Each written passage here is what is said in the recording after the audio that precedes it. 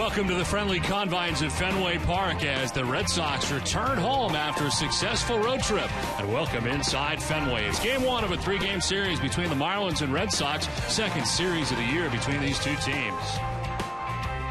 Hi again, everybody. I'm Don Orsillo, and welcome to Red Sox baseball. Well, tonight the Red Sox send Clay Buchholz to the mound. Clay started very tough to begin the year. His earned run average was up over 8 at one point earlier this season. He has been terrific lately, especially in the month of June. But this is nothing new. He's always been good in June. During the month, Buchholz has not allowed more than 2 runs in any of his starts. He also picked up a third career shutout 2 starts ago against the Orioles. He struck out a season-high 9 last time out against these Marlins. It was one off his career high. June always seems to be a good month for him. His career ERA in the month is now just 2.06. His record in the month, 8-1. We welcome in Jerry Remy. And Jerry, the Red Sox adding an outfielder for tonight's game. Certainly good news to get one of them back. It is good news to see one of the Red Sox come back off of the disabled instead of going on. They did lose Scott Sunday, but Cody Ross coming back tonight. And we have to remember that Cody Ross was doing one heck of a job for the Red Sox offensively before going on the disabled list with the bad foot. At the time, he had 8 home runs when going on the disabled list. And the Red Sox offense has been sporadic recently. They've had games where they've been shut down. They've scored a few in a couple of the games, but it's not clicking on all cylinders right now. And maybe a guy like Cody Ross can go back and add a spark to this lineup, hit some home runs, drive in some runs like he was doing early in the season, and get the Red Sox offense going back in the right direction. Well, I mentioned Clay Buchholz on the mound for the Red Sox. On the other side for the Marlins, it is Mark Burley. He is 0 for 3 his last 3 times out with a loss last time against the Red Sox, and some tough numbers here at Fenway. We're back with more right after this.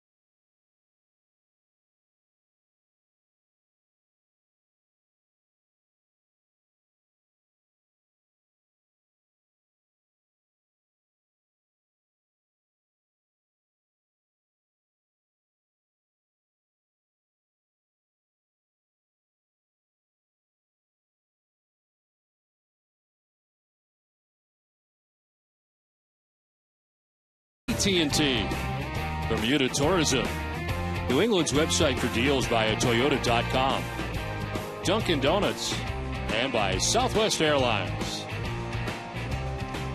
Well, a beautiful night here at Fenway Park as the crowd settles in for game one of the series. It is Calling All Kids Month presented by Hood. And as you've seen this month here at Fenway, some lucky kids get to take the field with the Sox. Tonight it's the Riverside Bradford Little League Athletics from Haverhill, Mass. Let's join public address announcer Scott Frazier, normally the Pawtucket Red Sox PA announcer.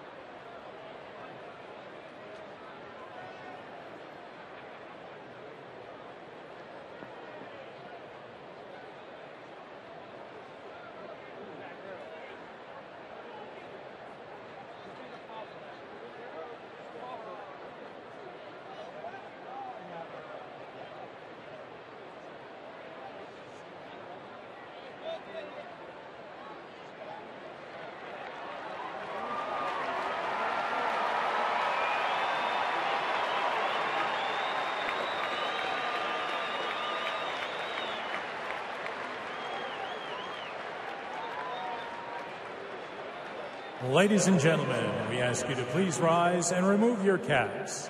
Presenting tonight's colors is the Southbridge, Massachusetts Fire Department Honor Guard. Joining the Red Sox on the field as part of our Calling All Kids Month, presented by Hood, are the Riverside Bradford Athletics from Haverhill, Massachusetts. And singing our national anthem is a 12-year-old who played the lead role of Nala in the Las Vegas production of The Lion King. Please welcome Caitlin Alexis. Can you see by the dawn's early light what so proudly we hailed at the twilight's last gleaming, whose broad stripes and bright stars through the perilous fight o'er the ramparts we watched were so gallantly streaming, and the rockets' red glare, the bombs bursting in air, gave proof through the night that our flag was still there. Oh, say does that star-spangled banner yet wave o'er the land of the free and the home of the brave.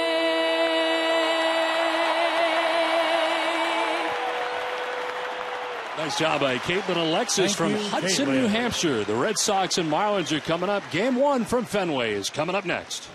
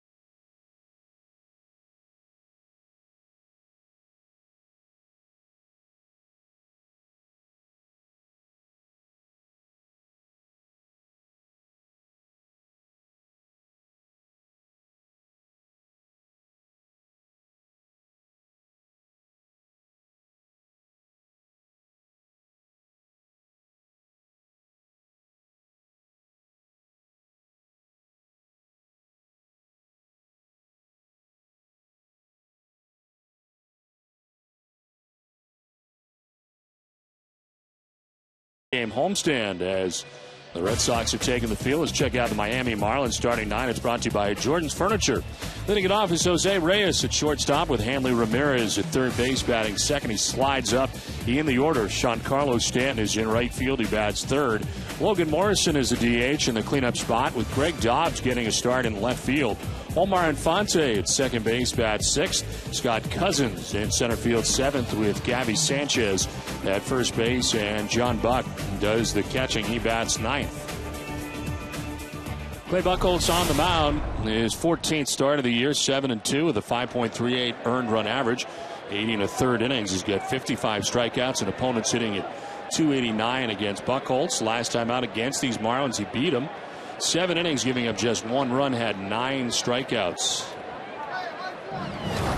He is ready to work to Jose Reyes, who opened 2 of the 3 games against the Red Sox in Miami with a triple. First pitch of this one is in there for strike 1, and we are underway. Don, you mentioned the 9 strikeouts for Buchholz last time out. That was a season high for Clay. Reyes at .275, 2 homers, 16 runs batted in. And a pitch inside, 1-1. Middlebrooks in very tight at third base, expecting the possible bunt from Reyes. Youkilis about 3 steps behind the first base bag.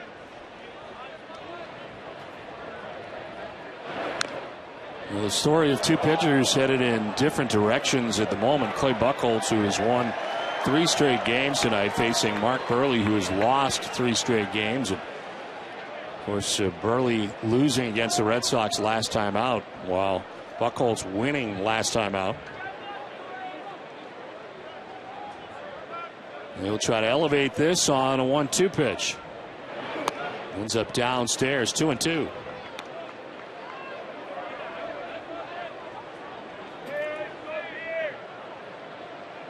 On deck, Hanley Ramirez, then Giancarlo Stanton here in the first inning for Ozzie Guillen's Miami Marlins, who are 33-33. Identical record to the Red Sox. The Marlins are 6 games back in the National League East behind the Washington Nationals, while the Red Sox 8 games back of the Yankees top the American League East. 2-2. To center, it is blooped, and on the run into the slide to make the catch is Kalish. Ryan Kalish, who returns to the Red Sox over the weekend in Chicago, back here at Fenway Park and into a nice sliding grab in center field. That certainly takes a base hit away from Reyes and keeps speed off the bases. Very good jump in center field by Kalish, and he's able to come up with the play on the dive. Nice defensive play to start this game for the Red Sox. Now, Ryan Kalish, who was very frustrated. We saw him in spring training as he tried to work his way back. A series of injuries that kept him out most of last year, and so happy to be back at the major league levels. It's a ground ball back up the middle, and this is by the dive of Aviles into center field. A 1-out single for Hanley Ramirez, and it highlights the play by Kalish. The Red Sox defense is brought to you by Southwest Airlines. They are 4th in the American League with 34 errors on the season.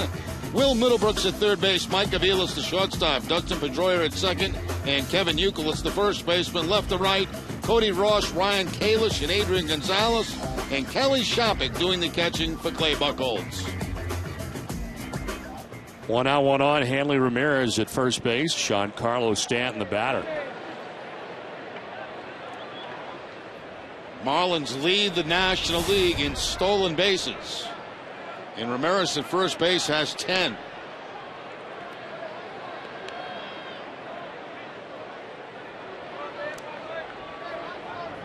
You saw the numbers for Giancarlo Stanton. 14 homers. 42 runs batted in already on the year. 272 average. He bats third in the order as Buchholz with a check on first.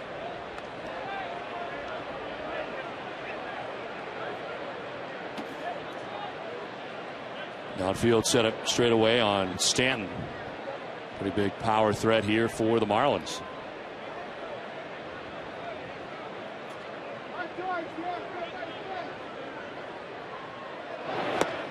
Swing and a miss, and it's 0-1. Jerry, what are the biggest differences you've seen in Clay Buchholz over the last 3 starts that we did not see for the better part of his first 9 starts of the year? I think just about everything, Don. You know, location with the fastball, his breaking ball has been very good, and his changeup has been exceptional. And I think that's the biggest difference, which is quite a bit from what we saw at the beginning of the season. And he's got his confidence back. He's pitched 4 real good games in a row. he was very fortunate that while he was losing games earlier in the season, at least from an earned run average standpoint, he was not losing them individually or as a team. He got plenty of offense, and as a result, he is 7-2 heading into tonight's action, even going through what was a miserable April and May for the most part. And that ERA has been dropping and dropping and dropping consistently over his last 4 outings.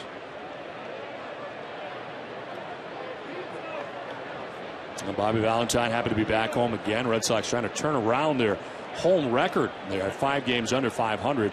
So unusual here at Fenway Park. 14-19 coming into tonight's action. This is cued off the end of the bat foul.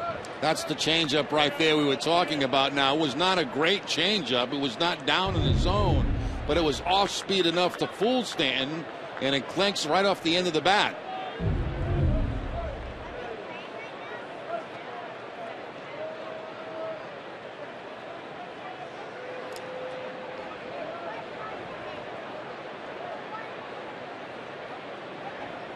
From the stretch, the 1-2 pitch.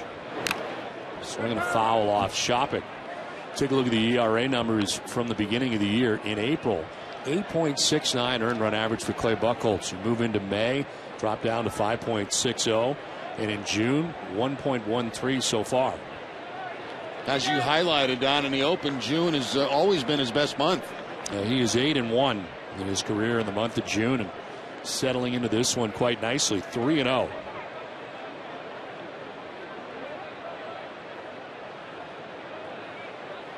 Again, the 1-2 to Stanton. Breaking ball, and he strikes him out with it. First strikeout for Clay Buchholz, 2 down. That's the curveball we were talking about. Good shot, breaking curveball, and Stanton strikes out for the 67th time this season. That ball way out of the strike zone, but completely fools Stanton.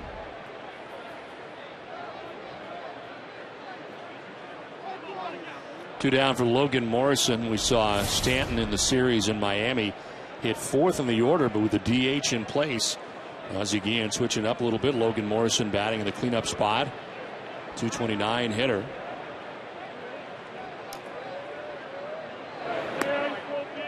As he takes ball 1.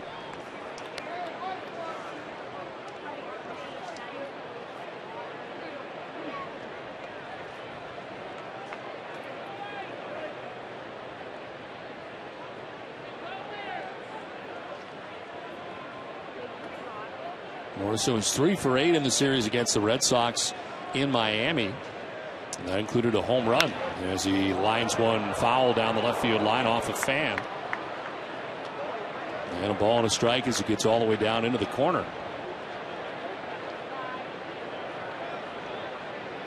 Now, good to have Cody Ross back, as you saw him run after that ball down the left field line.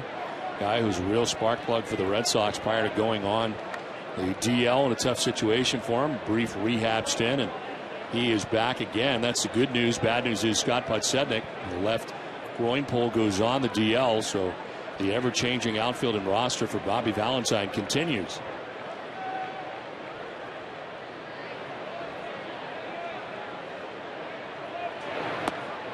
Inside, 2-1. Yeah, it's nice to see somebody come off of the save-a-less instead of going on it. And, of course, unfortunately, Scott Podsednik, who is red hot for the Red Sox, has to go on it, but Cody Ross returns in his place.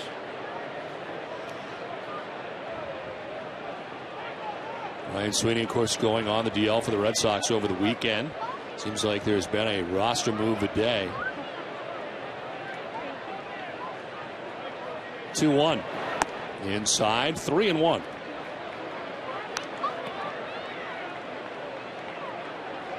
Ontario over the last 8 games, Podsednik had been hitting at .414. Yeah, he's been a real spark plug at the top of the lineup for the Red Sox, and it's really sad to see the guy have to go on a DL when he's playing that good and fight as hard as he did to get back at the big league level.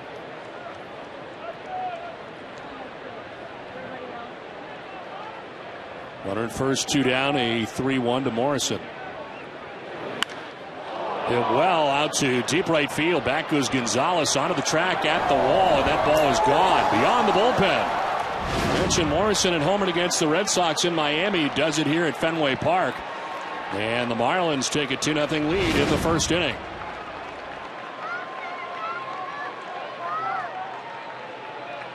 Now, this offense has been stagnant for the Miami Marlins, but Logan Morrison picks up his second home run off Clay Buchholz. He is now 2 for 4 against Buchholz, and both hits home runs. His 6th home run of the year.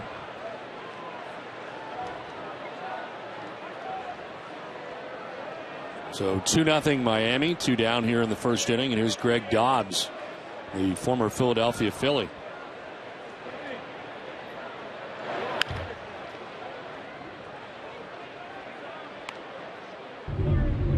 One more look at the home run pitch. It was supposed to be a fastball away. It got a lot of the plate. And Morrison drives it out over the Red Sox bullpen. They've been having a hard time scoring runs, this Marlins team, as they get 2 runs in the first. Last 12 games, 2-10, but 179 average, averaging under 2 runs a game.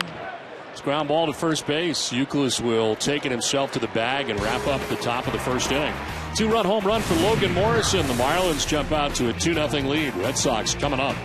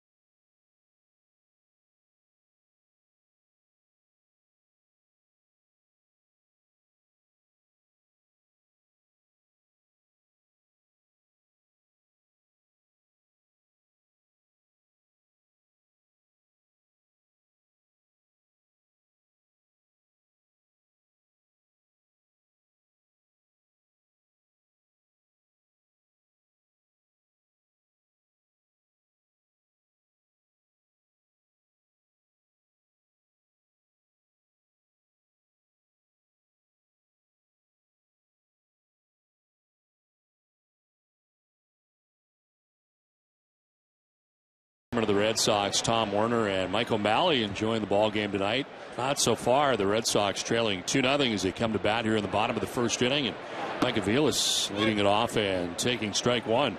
We just saw Mike O'Malley in Chicago. We did. He's everywhere.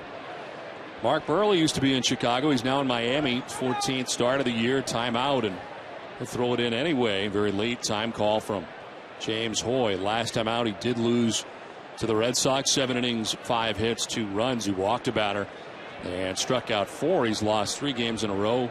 As I mentioned off the top, his 14th start of the year. And that's in there for strike 2. Quickly 0-2. Willis, a 262 hitter, back on top of the Red Sox order again. Ground ball right side. Omar Infante for out number 1. Let's check out the Red Sox starting lineup. It's brought to you by your New England Chevy dealers. Mike Aviles, who just grounded out at short. Dustin Pedroia at second base. Adrian Gonzalez in right. David Ortiz at DH with Kevin Youkilis at first base. Will Middlebrooks at third base with Cody Ross in left. Ryan Kalish in center field bats 8th. And Kelly Shopik does the catching. He bats 9th. Here is Pedroia with 1 out as he takes strike 1.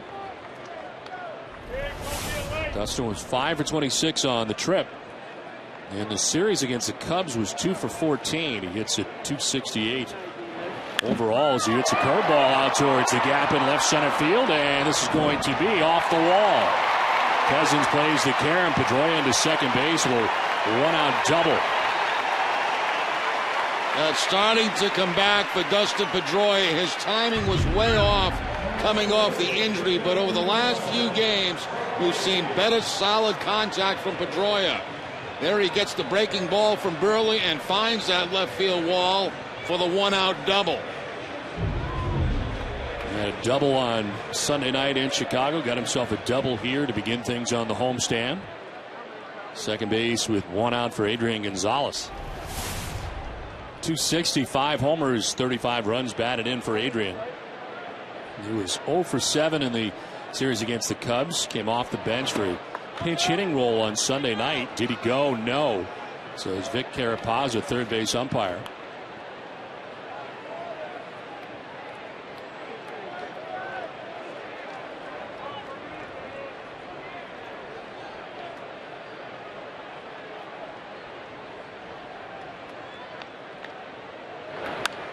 This is line foul into the seats.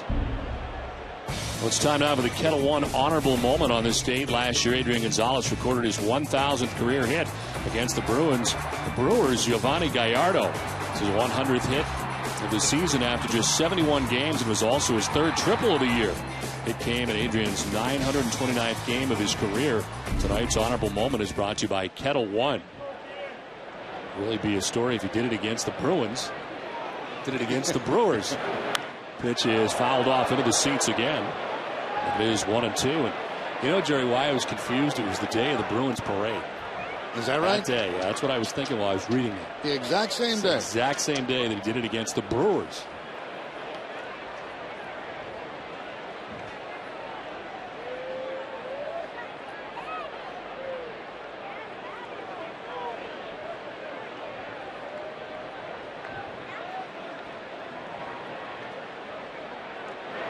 One-two on the ground down the first baseline. Sanchez has got it. He'll take it to the bag as Pedroia takes third, and there's two down in the first.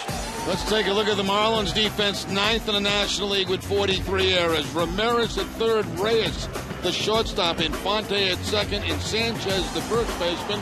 Left to right, Dobbs, Cousins, and Stanton, and Buck doing the catching for Burley.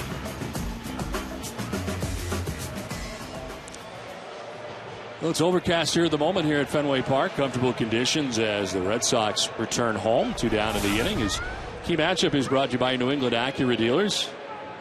Against Mark Burley, great numbers for David Ortiz at .345, who's done well against all lefties this year, but in the past also against Mark Burley. Half of his hits against Burley have been extra base hits. As he takes ball one. They stack it up on the right side into the shift as David starts the night hitting at .311. 16 homers, 43 runs batted in.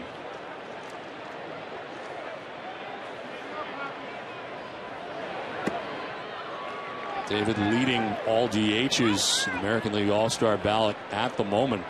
Of course, released every Monday and still on top at the moment, as he appears to be headed again to the All-Star game, this time in Kansas City.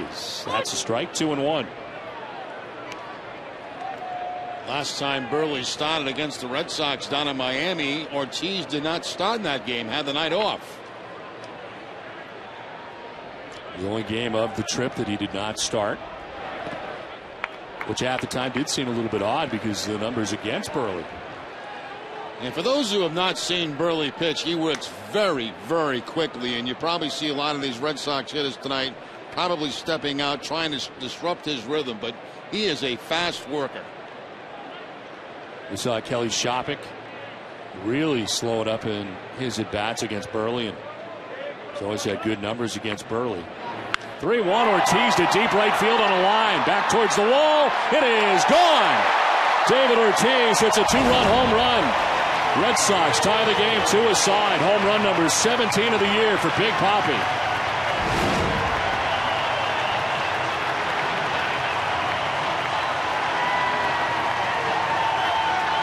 Well, the success continues for Ortiz against Burley.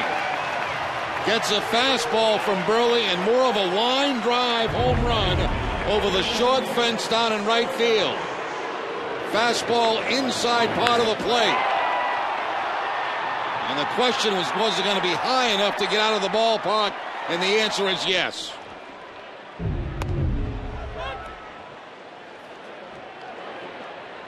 So Logan Morrison with a 2-run shot, top of the first. David Ortiz, 2-run shot, bottom of the first. Hess and Hess Express are proud sponsors of the Red Sox and the Red Sox on Nesson. During the 2012 season, Hess and Hess Express will donate $500 to the Pediatric Trauma Program at Children's Hospital Boston. For every Red Sox home run, Hess and Hess Express committed to helping the cause. 5 RBIs against the Marlins so far in 4 games. And 3 starts for David Ortiz against the Marlins. Foul back. It's 1-2.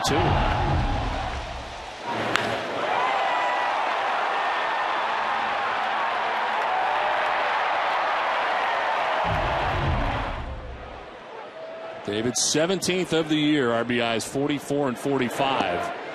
As Euclid takes the pitch outside, 2-2. 215 average for Euclid, 4 homers, 13 runs batted in, and now it almost grabbed the back door. It is 3-2 now. The back door was locked that time. Well, that's good stuff. Yeah, thanks. You've had a couple days off and you got some stuff. That's Always lock the back door. Always lock it. You don't know who's trying to come in. As Ortiz talks over the home run. Can we expect more of that later? Well, you never know. 3-2 in the air to right. It struck well. Stanton going back. He will run this one down and end the first inning. 2-run home run for David Ortiz. Game tied 2-2 from Fenway.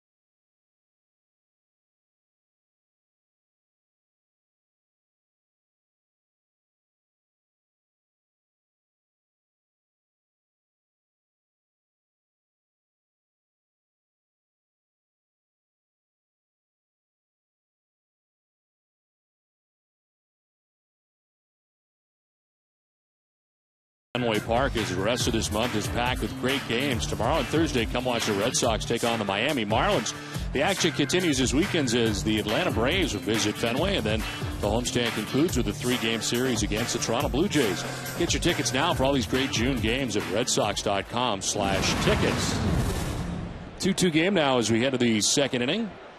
Omar Infante leading it off for the Marlins as he takes strike one. Infante at 281, 6 homers and 20 runs batted in.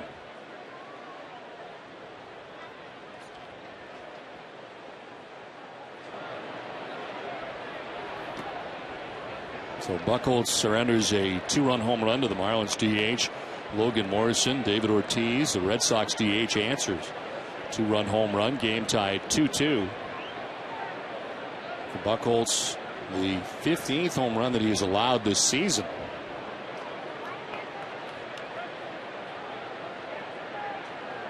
Infante hits it on the ground to Aviles. Tough hop, and it comes up to him. His throw is going to be just in time. Ended up being very close. Infante got down the line very well. One down. I was surprised when I looked up and saw that play was as close as it actually was. Because the ball hit fairly hard to Aviles. He takes his time, but then had to really get something in that throw to get him at first base. Very close play. Infante hustling all the way down that line with good speed. So one down for Scott Cousins. Center fielder at 273, no homers and a run batted in.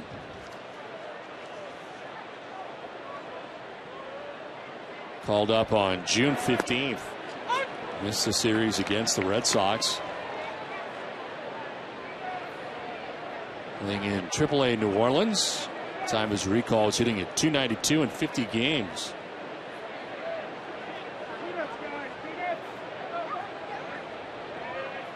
Cousins to center field. Ryan Kalish makes the catch, and there's 2 down in the second inning. Don't just beat the heat, annihilate it. Hurry into the Cumberland Farms Chill Zone and mix up your favorite fountain of frozen beverages for just 89 cents any size. The Chill Zone, only at Cumberland Farms. And from what it sounds like, the next couple of days are really going to be warm, so a great day for some of that chill stuff. Here's Gabby Sanchez hitting under 200 at 192. So you'll have to hit the Chill Zone before you get to Fenway. Absolutely.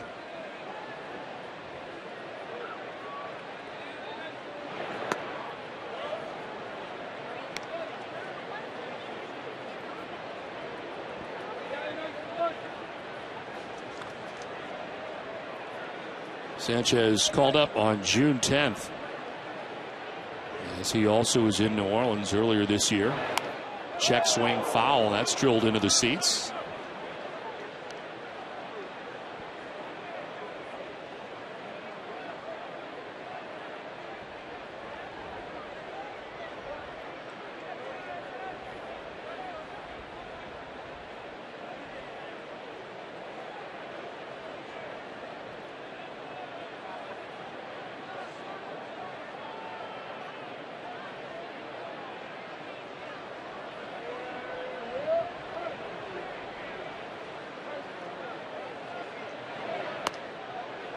Strike over the outside corner, 1-2. Buchholz going to the cut fastball that time at 90 miles an hour to get the second strike on Gabby Sanchez. Sanchez, since coming back from AAA New Orleans, 4 for 24. The 1-2. On the ground down the third baseline. Middlebrooks with a bobble. His throw is very good and in time. Hard and accurate, and even though the bobble, you still get Sanchez. Game tied 2-2.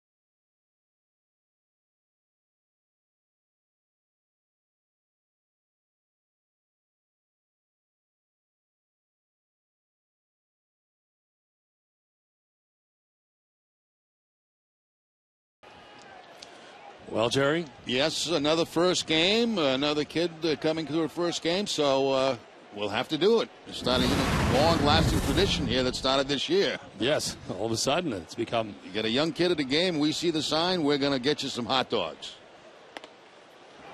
Will Middlebrooks leads it off here in the bottom of the second inning. 289, 6 homers, 24 runs batted in. 25th pitch for Burley misses, and it is very quickly 3-0. Home run allowed by Burley, the 10th he's given up this year. David Ortiz hit a 2-run home run in the first.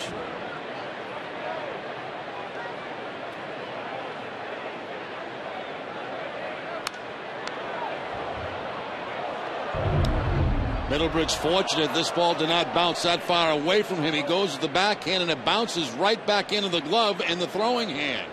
And had plenty of time, got a good 2 steps at first base to retire the runner.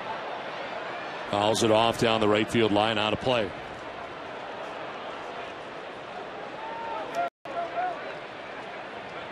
Middlebrooks 2 for 12 on the trip.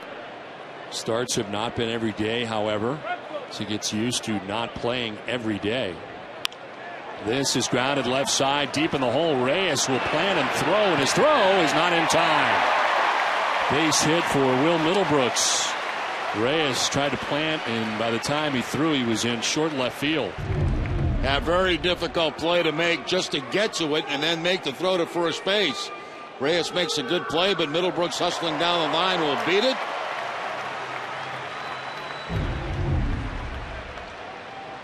Middlebrooks had been 2 for 12 on that last road trip and picks up the base hit right there.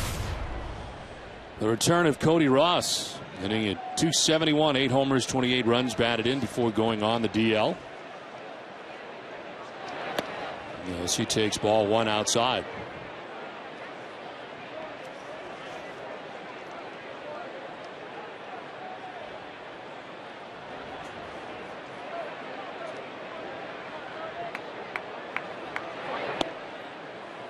Inside 2-0.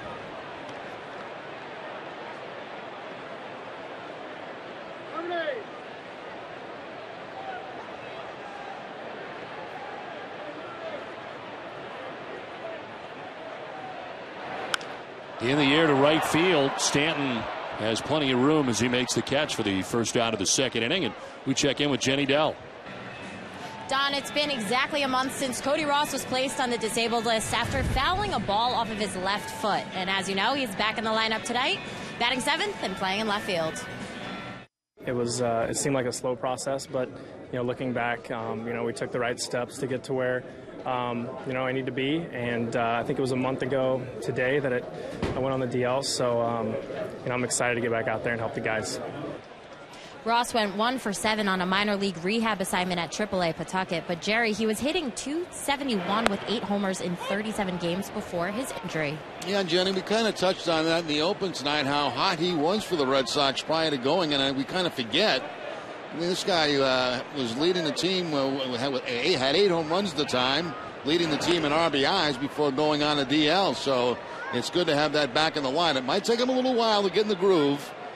But once he does, he's going to be certainly a positive for the Red Sox offense. Well, as he said, they took the right steps in making sure that he was okay. I remember initially he was pretty certain he was going to be back very quickly, but they were very cautious and took the right approach. Had that boot on for a while, was walking with that for a while to kind of stabilize that foot, and see him progressing, doing more and more, and really fairly quickly back in the lineup. 1 out, 1 on as a check on first, and back is Middlebrooks. Ryan Kalish, 1 for 4 so far in his return.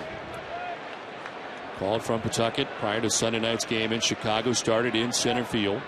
First major league action since 2010. Late swing, fouled off into the seats. For the best deals on great seats, visit aceticket.com or call 1-800-MY-SEATS. Kalish driving in the tying run in the 7th inning, later scoring on a squeeze play on Sunday night. Of course, began the year in the 60-day DL.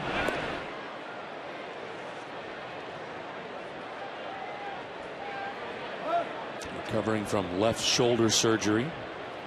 Activated and optioned to Pawtucket on June the 9th. Swing and a miss, and Kalish down on strikes. First strikeout for Burley. 2 down here in the second inning. Yeah, Burley not a big strikeout guy. As high in the season as 5, which he's done a couple of times, but gets Kalish on the inside fastball that time for the swing and miss. So Middlebrook to single to begin the inning, still at first base. 2 down for Kelly Shopik. 273, 3 homers, and 10 runs batted in.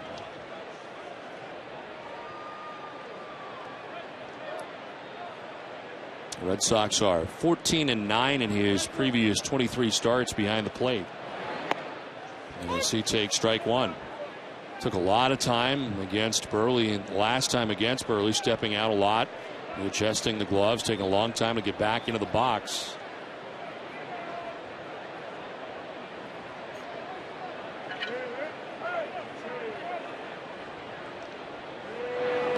But interrupting the time of Burley, whether it worked or not, tough to tell, but for Shopik, a very successful game against Burley in that.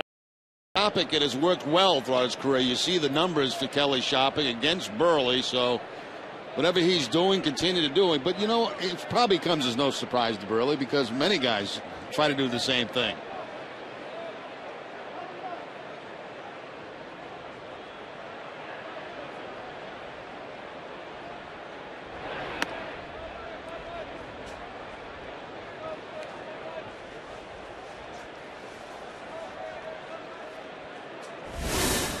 Top of the Red Sox order, Mikey Vilas waiting on deck. 2 down here in the second.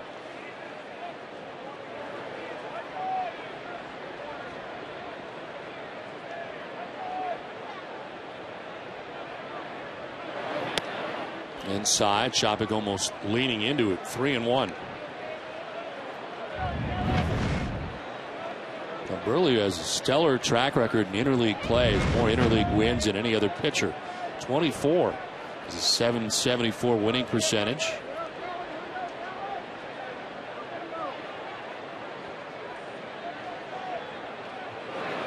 In the air to deep left field for Shopik. High, deep, and very gone. 2-run home run for Shopik, his 4th of the year, and the Red Sox take a 4-2 lead. Again, a 2-run home run coming with 2 outs in the inning. That's amazing. There are just certain guys that you feel good, you feel comfortable, and you have success against. And certainly Mark Burley is one of those guys for Kelly Shopik. That ball up inside corner, just above the belt. And Shopik into the monster seats.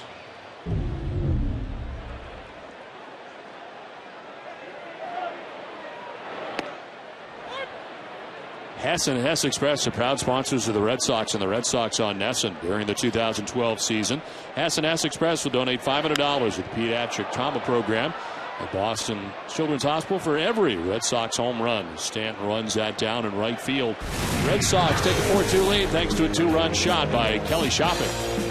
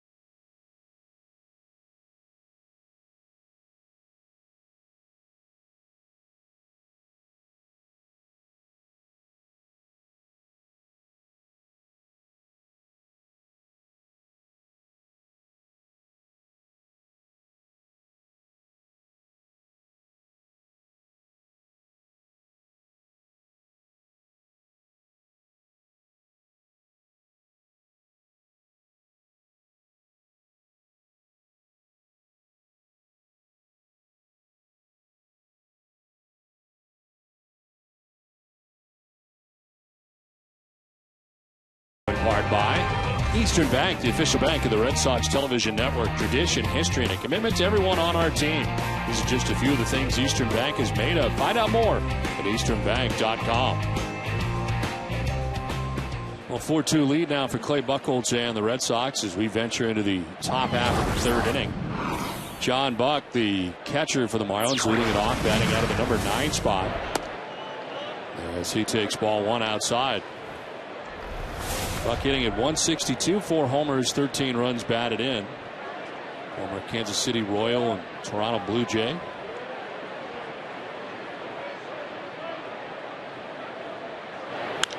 Lined into center field for a base hit. Third hit of the night for the Marlins. First time they've had the lead runner on. And the first hit that Buck has ever had against Buchholz, he was 0 for 7 going into this at bat, but he gets a cut fastball and lines it right up over the head of Clay for the base hit.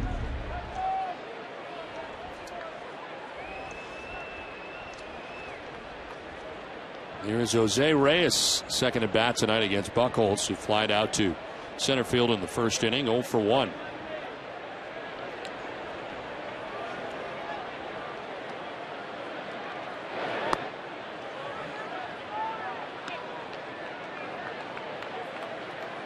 Well, for Reyes over the last 26 games, he's hit at .321. Leads the team in multi-hit games with 21.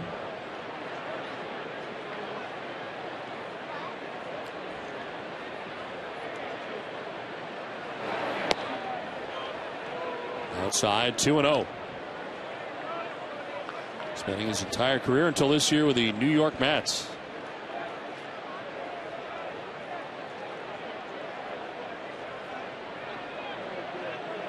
Made his major league debut June 10th of 2003.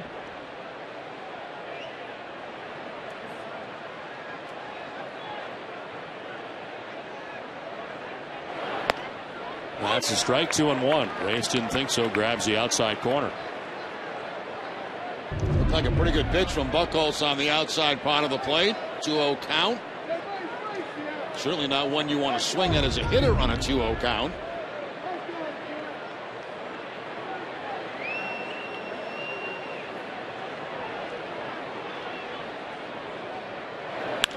On the ground to short. Avila's thinking 2 to second for 1. On to first. In time, even with Reyes running. So the Red Sox turn the double play. They had to be quick with Reyes getting down the line. 2 down. Yeah, very, very quick work here by Avilas to get the ball to Pedroia.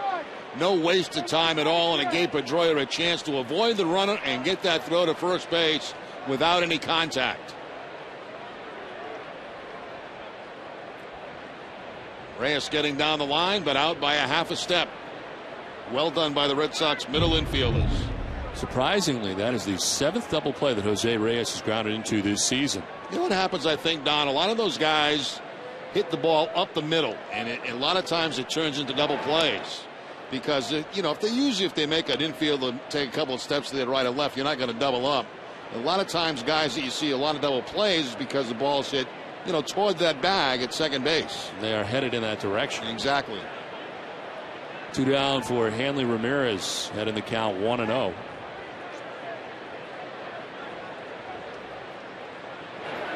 Breaking ball in the dirt. All of us here at Nesson and the Red Sox want to send out best wishes to Peg and Bob Smith, who celebrated their 60th wedding anniversary yesterday. I'm told they're lifelong passionate Red Sox fans from Old Orchard Beach in Maine. Hope they enjoyed their 60th anniversary. All the best to them both. 60 years. Old Orchard, Maine. That's a beautiful spot. Yes, it is.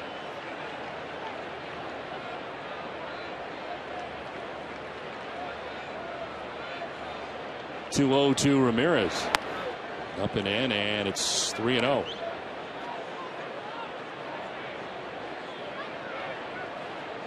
Of course, Ramirez made his major league debut for the Red Sox September 20th of 2005.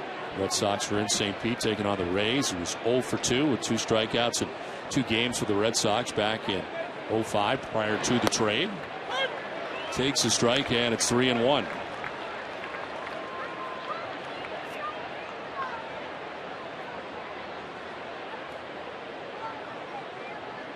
Seven-player trade. Of course, Red Sox getting Mike Lowell, Josh Beckett. Lowell ended up being the MVP of the 2007 World Series. This is fouled off to the right, out of play. 3-2. That was when that trade was made, when Theo Epstein was on his hiatus, right? Yes. After he left the ballpark in the gorilla suit. Some wonder whether or not, had Theo been in charge, whether that trade would have ever taken place. I think it's worked out fine for both clubs. Yes, it has.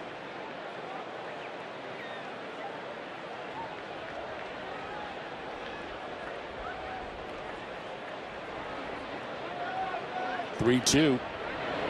Ramirez fouls it off as Buchholz battles his way back. He's down 3-0 in the count of 1 point. Nice catch. One-handed, then the bow. Wow, right into the bow. All in one move.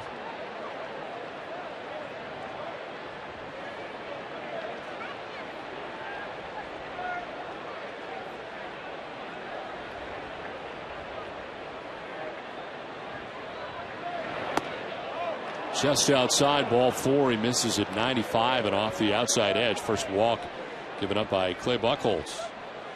We'll get an inside look at life in the fast lane at the Lennox Industrial Tools 301 at New Hampshire Motor Speedway. Enter to win VIP tickets and pit passes for you and 3 friends for this NASCAR Sprint Cup Series event. Visit NESN.com/pitpass for details. 2 down, a base runner at first, and Giancarlo Stanton struck out swinging in the first inning, 0 for 1.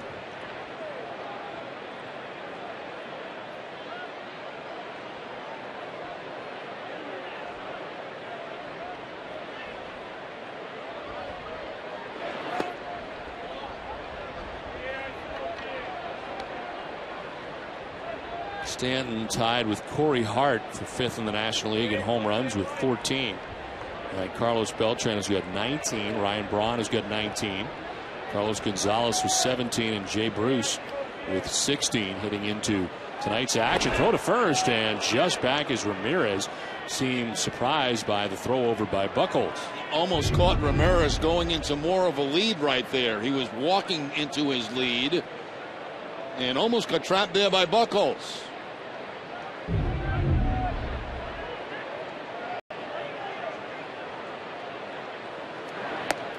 Snap throw to first, and Ramirez back. Euclid with a nice play. Shopik likes to throw it around. He loves to throw the ball to first base to try to pick off runners. Ramirez with not that big of a secondary lead that time.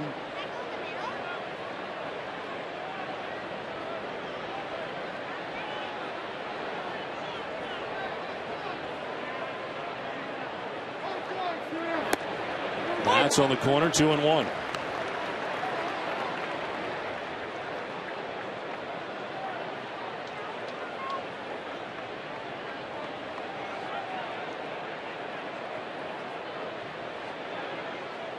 Bob McClure still away on a family matter. Randy Neiman, the acting pitching coach for the Red Sox. 2-1. That'll hit him. Or the bat. Tough to tell which. Apparently the bat. No, they're going to give him first base. Question is, was he swinging? I guess not. Hit on the hand is Stanton. Looks like a changeup that time from Buchholz that got him, yes, on the wrist. And definitely not swinging. So a walk and a hit batter, and quickly 2 on here for the Marlins. Trainer will check him out.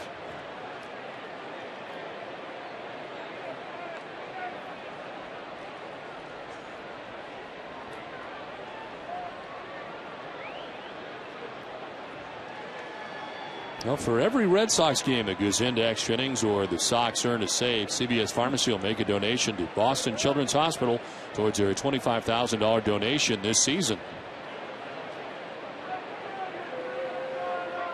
And Stan's going to stay in the game for now.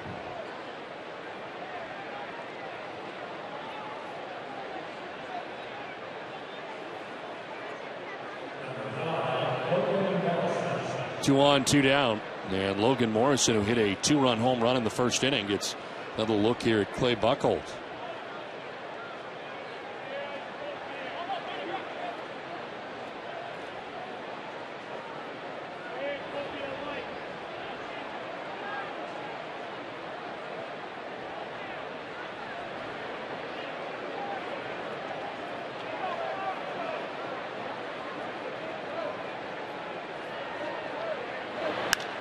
in the air to left field. Deep and far. Back goes Ross at the wall, and it's off the wall. From second comes Ramirez. They will stop, stand at third base.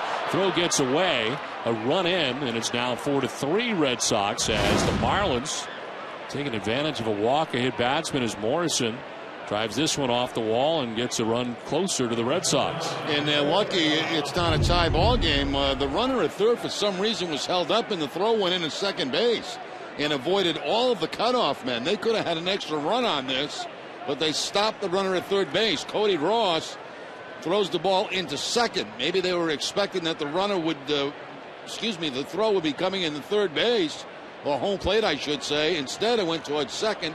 And the Red Sox really got a gift right there by not giving up another run. So second and third now, 2 down, and a chance here for Greg Dobbs. Tying a career high is Logan Morrison with 3 RBIs in the game. We're only in the third inning. Is for one, he grounded out to first base in the first inning. He takes strike one.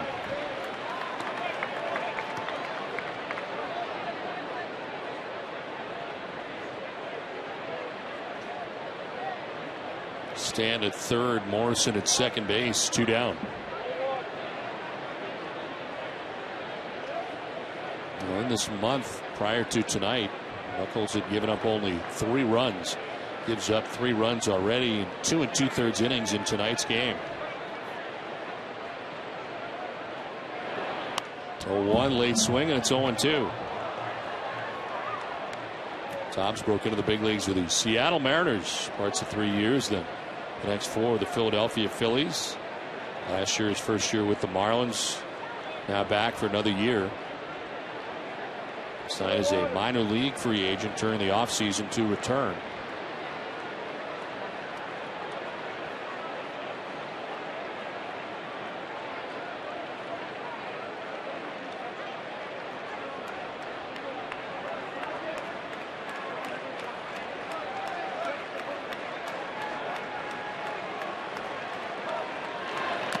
Swinging a foul shot, but can't hold on. Interesting note on Greg Dobbs, who came off the bench a lot for the Philadelphia Phillies to pinch hit and was successful in doing so.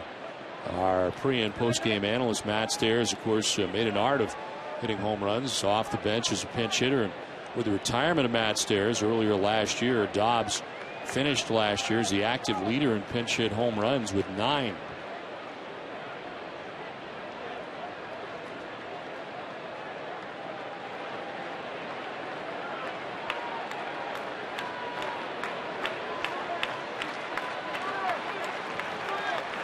Oh, 2.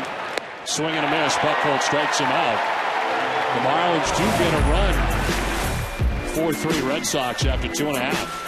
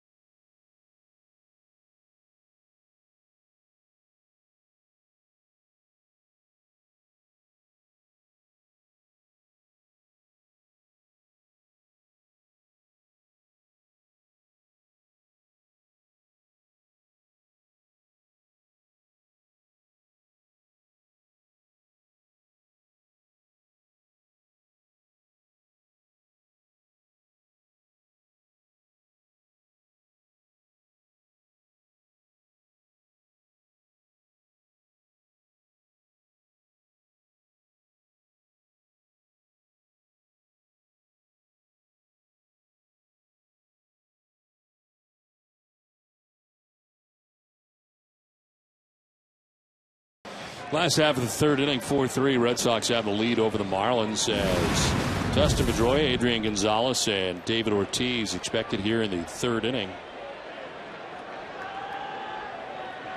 Burley allowed a double to Pedroia in the first inning. Jumps ahead of Dustin this time with a strike, 0-1. Red Sox have 4 hits. Pedroia lets that one pass, 1-1.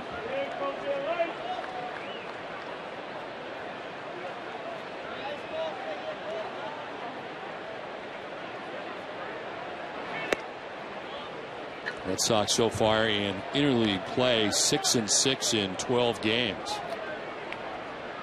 They have the 3 here against the Marlins and welcome the Atlanta Braves in over the weekend. 2-1 is back to Burley. On to first for out number 1 of the third inning. Well, tonight, following our Red Sox coverage, join Jamison Coyle for NESN Daily, presented by Sun Life Financial. Preview the NHL awards in Las Vegas and hear from Bruins nominees Zdeno Chara and Patrice Bergeron. Plus, Andy Brickley and Barry Peterson will make their predictions. All this and much more on NESN Daily tonight after Red Sox coverage only on NESN. 1 out in the third inning. Adrian Gonzalez stands in. He grounded out to first baseman Gabby Sanchez in the first inning.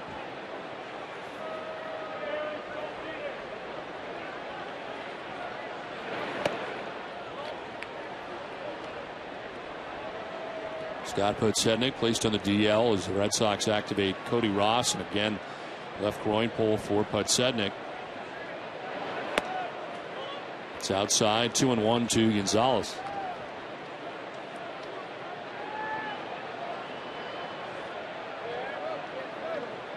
Play for Adrian to pull in the outfield. Cousins center fielder towards right center as Gonzalez takes strike 2.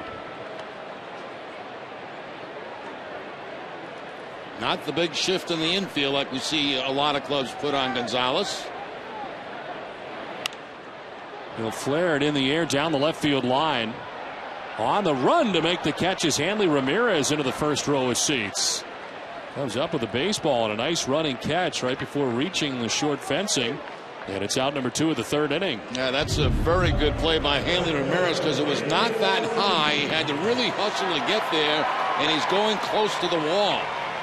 So a very good play by Ramirez. Had it been a little bit higher, it would have been an easier play for him, but it was not hit that high, and he really had to bust his tail and get over to that wall and make the catch. Well, 829 Major League games at shortstop this year. He moves over to third base for Jose Reyes. Arrives on the scene with the Marlins, and Ramirez with a nice running catch, 2 down. Ortiz showing bunt after he homered and pulls it back out of the way.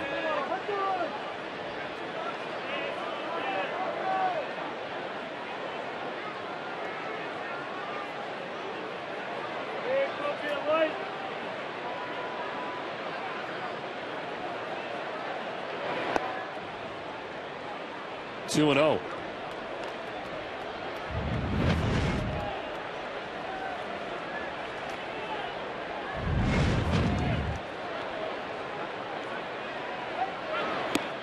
They had jabbed at it. He did, according to home plate umpire James Hoy, and it's 2-1.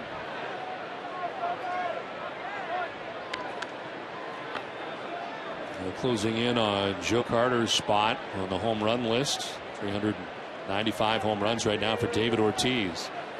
And closing in on 400 as he will line this by the dive of Ramirez. Shift on, third baseman diving, and it makes its way into left. Ortiz 2 for 2.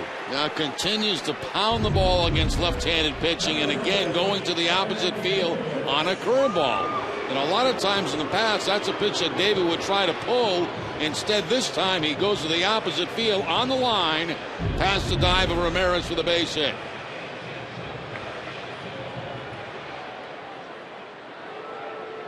Two down, Ortiz at first. Kevin Youkilis, the batter, he flied out to right in the first inning, 0 for 1.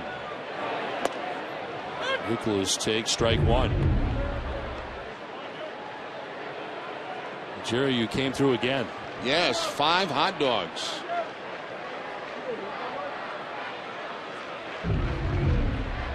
I hope Dad spread them around.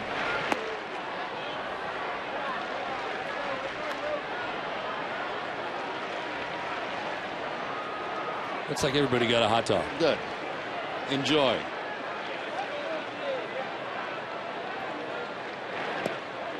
Inside 2-1 to Kevin Youkilis. 2 down here in the third inning. Ortiz at first. Youkilis 1 for 14 on the last road trip for the Red Sox. And on Sunday night with a single, snapped an 0 for 20 slide.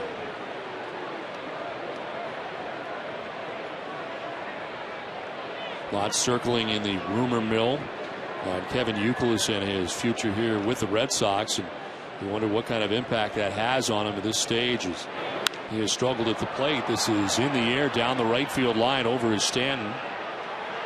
And he'll make the catch. It ends the third inning. Red Sox leave a runner. 4-3 Boston at the end of 3.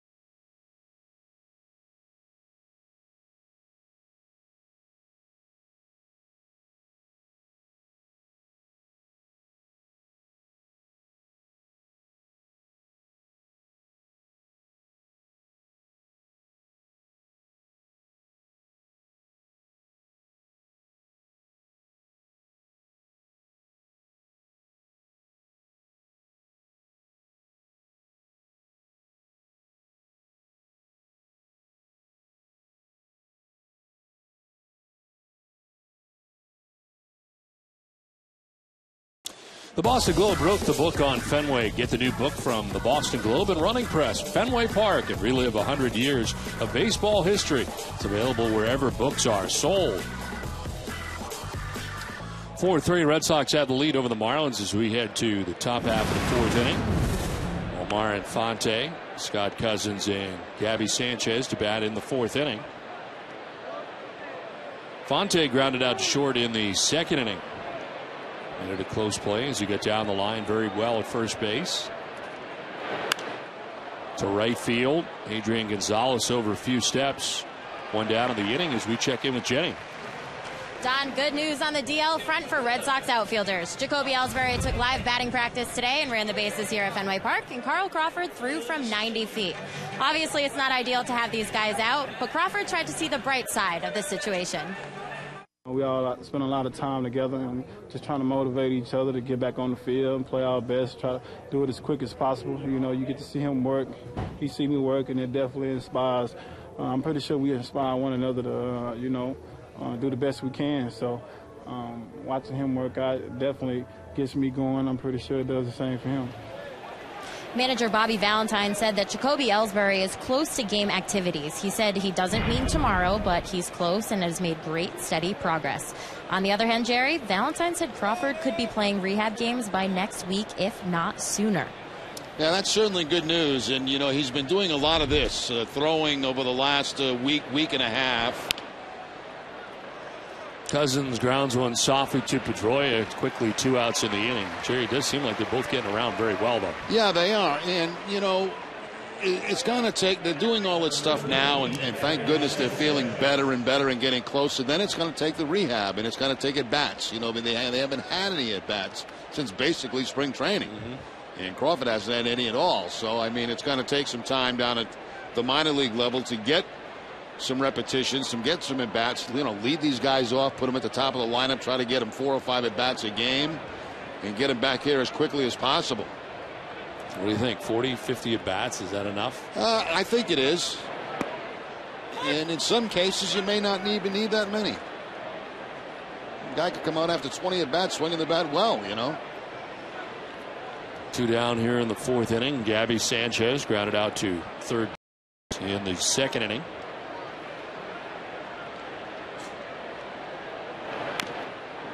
Tap foul at the plate, and it's 0-2. It's time now for tonight's AT&T trivia question. Who's the only Red Sox pitcher to ever defeat the Marlins at home and on the road? And the answer for you a little bit later. It is not Wally. No.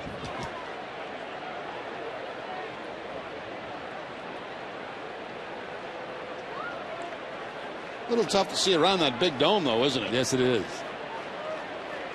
Well, he just plants himself down. Usually sits in the front row, too. He doesn't go for the bad seats. He takes over the good ones.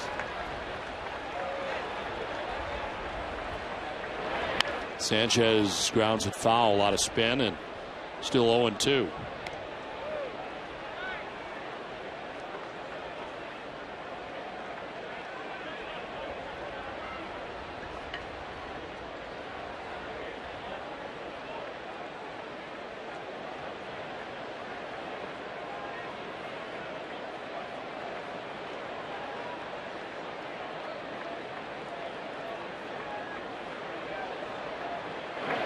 Swing and a miss. Breaking ball gets Sanchez and ends the 4th inning. 3rd strikeout for Buchholz. 4-3 Red Sox lead.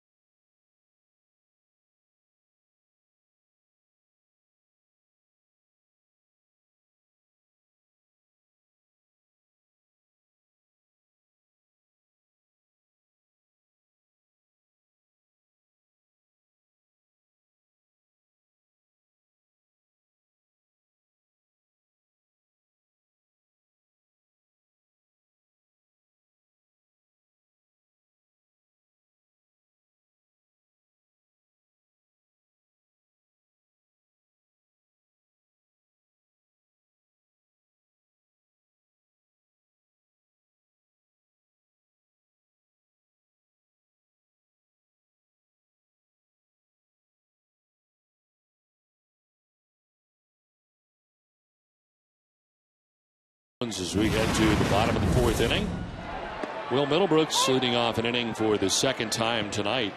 He reached on an infield hit in the 2nd inning. One of 5 Red Sox hits in the game. Middlebrooks pops it up this time, right side. Gabby Sanchez, Omar Infante, and it's Infante, second baseman, who makes the catch. Short lawn and right field, 1 down. Well, win a free pair of Red Sox tickets on Wednesdays by being spotted enjoying a Dunkin' Donuts iced coffee at participating locations. Go to DunkinDonuts.com/CotCold to learn more. No purchase necessary, and it's open to legal residents of Massachusetts or New Hampshire aged 18 or older. For a full set of official rules, visit DunkinDonuts.com. One out in the fourth inning for Cody Ross. Flied out to right field in the second inning, 0 for 1 in his return off the DL. As he takes strike one.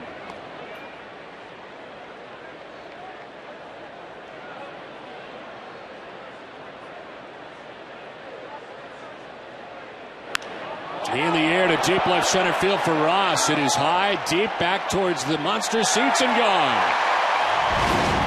Home run number 9 of the season for Ross. His return to the Red Sox tonight is a good one, and the Red Sox take a 5-3 lead.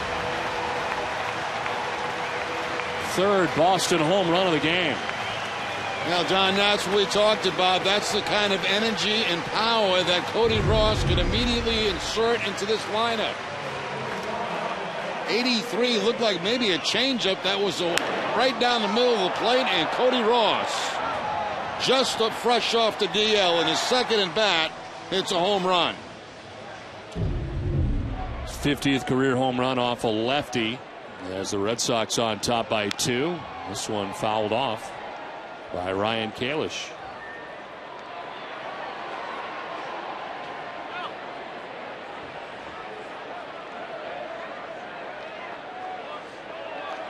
So Cody Ross, third home run of the night for the Red Sox. Kelly Shopik, David Ortiz, the 2 prior home runs to Cody Ross's 9th home run of the year. Kalish struck out swinging in the second inning, 0 for 1. That's a strike, 1-2.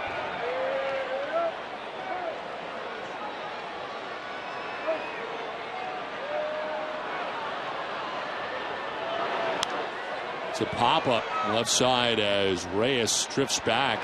Infante now comes over and can't catch it. Reyes was called off by Infante, the second baseman, and he just fans on it. Well, that's Reyes' ball all the way, and he was probably stunned to hear Infante come over and call him off. I mean, Reyes looked like he had trouble picking it up, but then he saw it, had no problem going back. But Infante decides to call him off. And that's really not his territory to be in.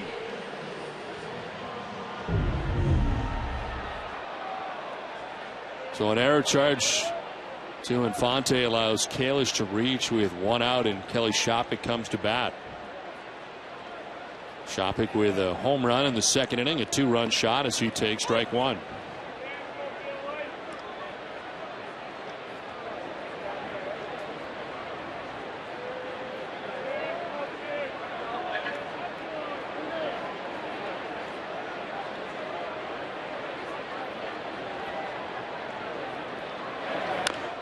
This one chopped down the third baseline, will kick foul, and it's 0-2. For Shopik, his 4th home run of the year and his first since June the 3rd against the Toronto Blue Jays, as he hits this one out of Fenway and off the scoreboard and left. Beyond it in the Sports Authority side, one of 4 players with 4 home runs off Mark Burley. Giambi, Martinez, and Sizemore, the other 3.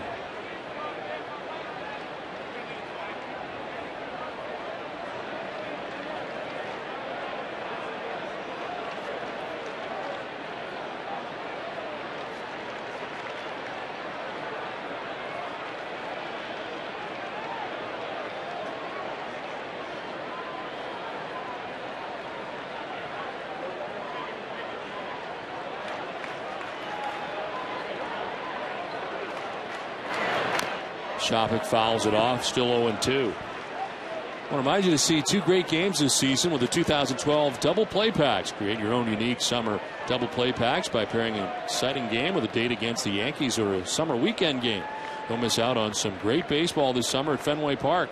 Get your double play packs tickets today. RedSox.com/double play. And don't forget, after this week's over and we get finished with the interleague play, the Toronto Blue Jays come to town at the end of this homestand. Some tickets available for that series. On the ground to third base, to second for 1, on to first for 2. Round the horn they go. Double play as Shopik grounds into it to end the inning. But a home run for Cody Ross. Red Sox lead at 5-3 at the end of 4.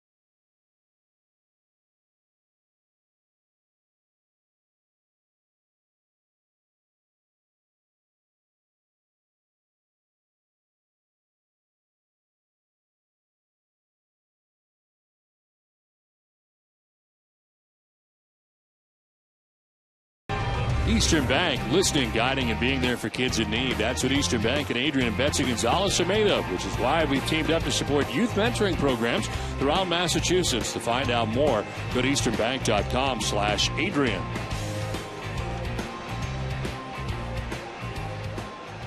Cody Ross with a home run. The Red Sox have 3 as a team and lead at 5-3 as we head to the 5th inning. Clay Buchholz with a 2-run lead once again.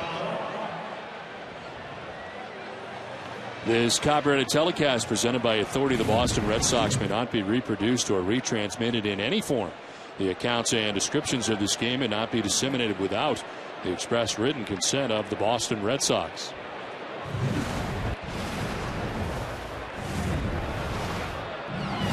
Well, the first time in June the Red Sox have had 3 home runs in a game. Last time was May 30th. They've been able to get that done here tonight so far. We're only 4 innings in as beach ball has come onto the field.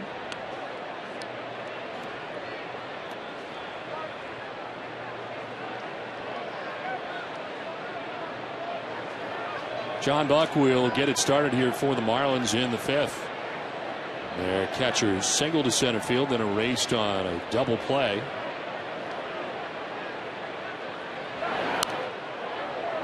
A foul for strike 1 to Buck.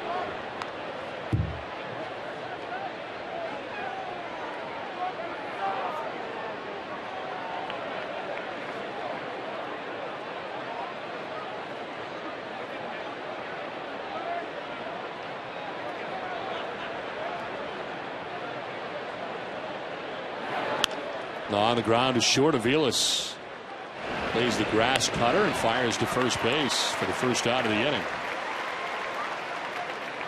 It's time now for tonight's Twisted but True fact of the game.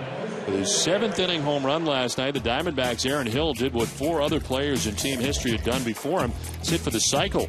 It was the first for the team since 2010. The last player to do so prior to Hill was Kelly Johnson, the player Hill was traded for, ironically. Johnson's cycle came in Arizona's loss. Hill may be safe, though. His came in a 7-1 win. Twisted Tea Hard Iced Tea is a refreshing hard iced tea. It tastes like real iced tea. Be a little twisted. 1 out in the 5th inning. 5 in a row now retired by Buchholz. Marlins have never had a player hit for this cycle in their franchise history. A swing and a miss, and it's 0-2. Excellent change up there again by Buchholz, keeping it down. Possibly out of the strike zone, but gets the swing and miss from Reyes.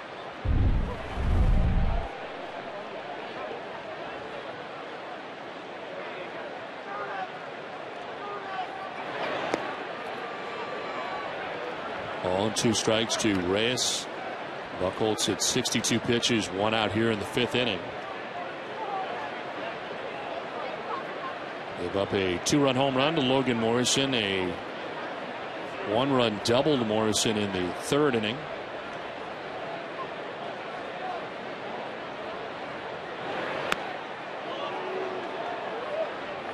That's 3 changeups in a row now from Clay. Got the 1 swing and miss and missed on the next 2.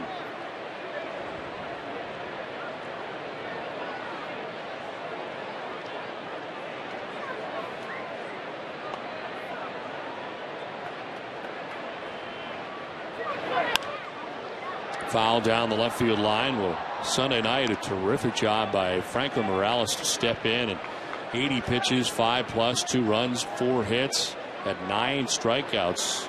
Stellar performance for him in a spot start for the Red Sox on Sunday night.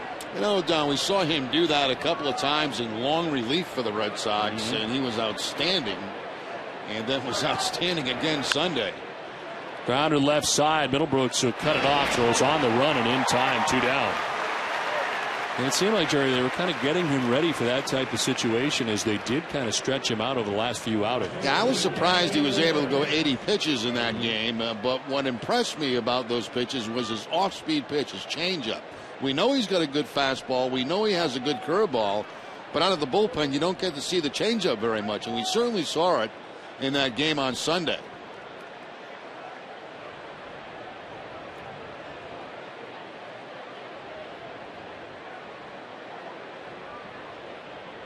The last 3 outings for him, he's gone 12 and a third now if you combine them. This one fouled off to the right out of play by Hanley Ramirez. 2 outs in the 5th.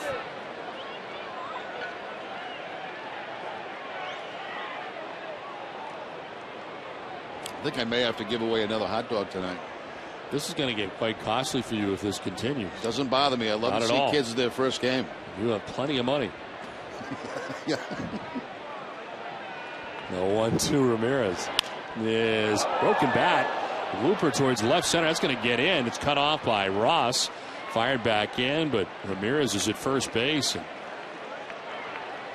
that bat went flying over the direction of the on-deck circle, but Ramirez will take it, a 2-out single. Yeah, second base hit tonight. That time the broken bat right about the label with the fastball, and all he's got is the handle of the bat left in his hand, but the good result for him, the base hit.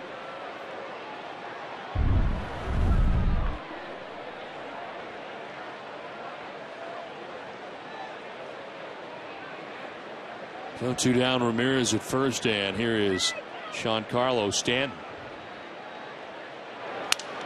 Broken back ground to right side that'll find its way through into right field. So Ramirez heads for third base. He will get there easily. And all of a sudden the Marlins will get something going here with 2 down in the inning. Another broken bat, this time on a cut fastball from Buchholz. See it away right toward the end of the bat. The top of the bat seems to break for Stanton, but he gets it by the dive of Pedroia. And first and third action with 2 outs. And that's a good pitch right there that Buchholz made. So first and third, 2 down. And here's a guy that's given a whole bunch of trouble to him so far in the game. He's 2 for 2, 2-run home run in the first. Double to drive in a run in the third inning.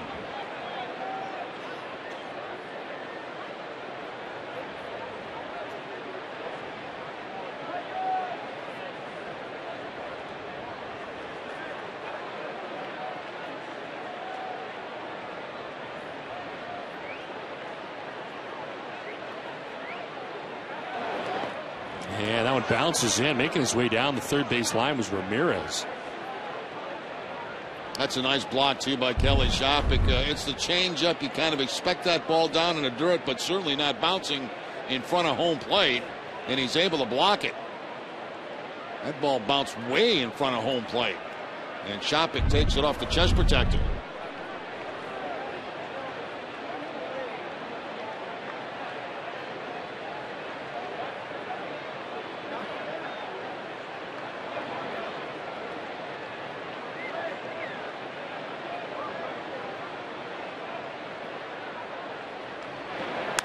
Morrison to center field. Kalish going back. This will stay in the yard. Yes, but off the wall. And scoring from third base is Ramirez. Stanton's going to try and score. Throw to the plate is going to be not in time. He's safe. 2 runs in. Game tied 5-5. How about the night for Logan Morrison, who's driven in all 5 runs for the Marlins? All off Buchholz, and this game is tied. I think if Kalish had to do this all over again, he'd go all the way back to the wall and might have a chance to catch this because it hit the bottom of the wall. There's Kalish going back. He takes a peek and stops. And watch where the ball hits. Right about at the end of the Hyundai sign. But what a night for Logan Morrison. There's a slide by Stanton, one hand on the plate. The dive by Shopik. 11 for his last 27, career high 5 RBIs in the game tonight. And second double. What a game for him against Buchholz. Game tied 5-5. And there's Greg Dobbs. All this coming with 2 outs in the inning.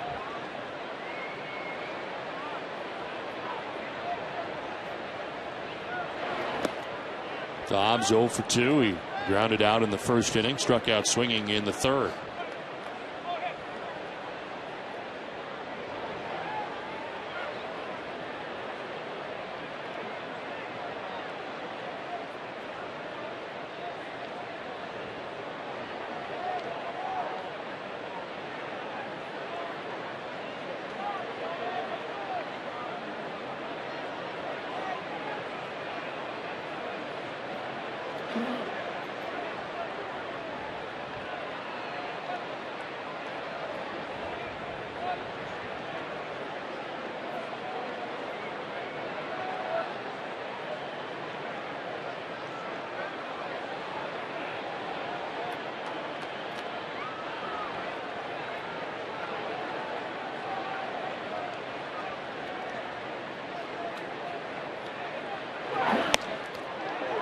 Swing and a miss, 1-1. That pitch was up.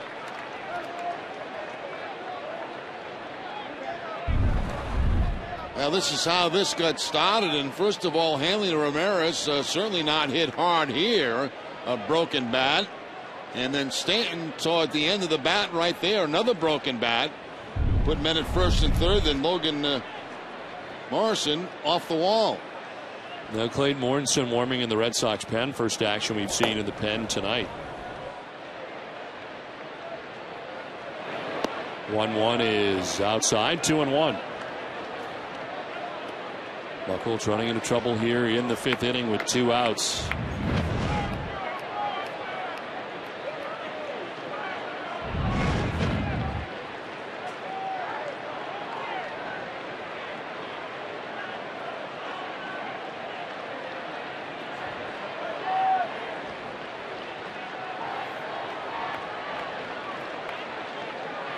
Two-one to Dobbs.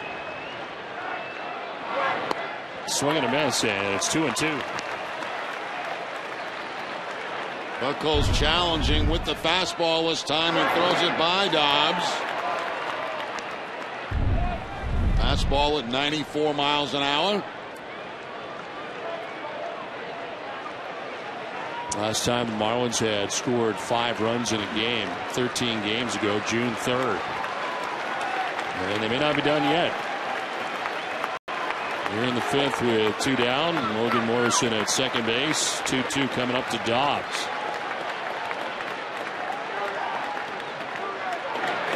In the dirt. And it is full 3-2.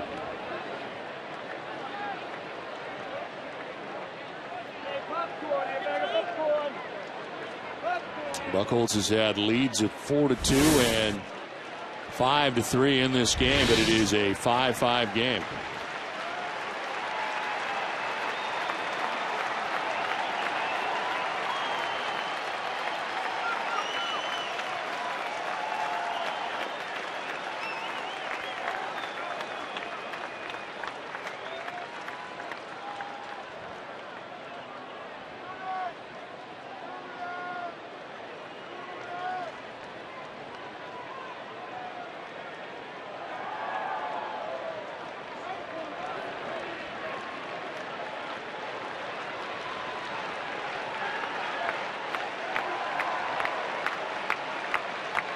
Three-two to Greg Dobbs. On the ground on the third baseline. Middlebrooks from foul ground. Long throw. Not going to be in time, but the throw to the plate will be. Able to apply the tag is Shopik as Morrison tried to score. The Marlins come away with a couple runs and tie this game 5-5.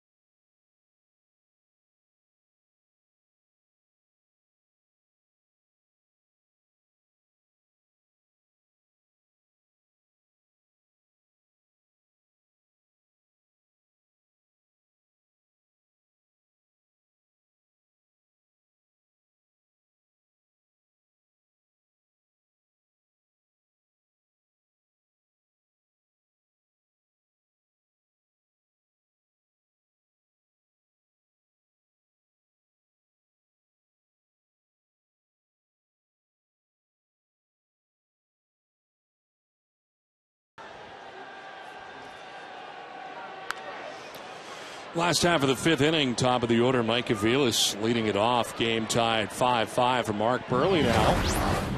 His team has come back on two different occasions to tie the score. Aviles down the right field line towards the corner. This will drop fair, jump into the seats.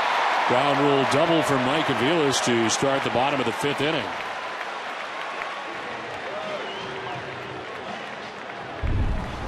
Aviles blooping one down in right field. That's going to hit the warning track and then bounce into the stands for the ground rule double.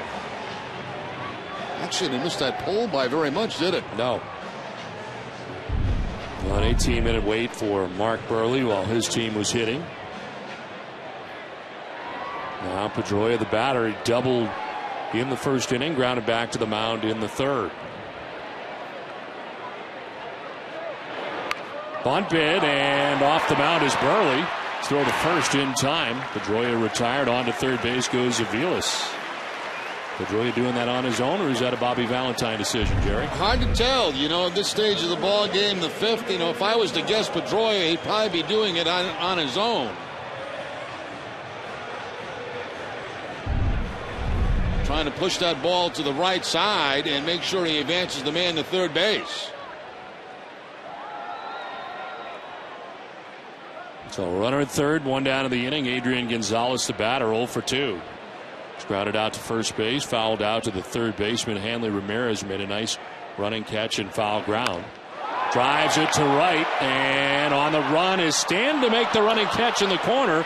Tagging up is Aviles. He will score, and the Red Sox go back on top 6-5. Good running catch by Stanton and a sac fly for Adrian Gonzalez.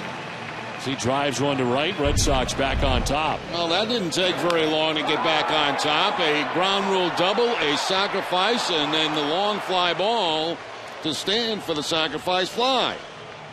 And the Red Sox quickly retake the lead.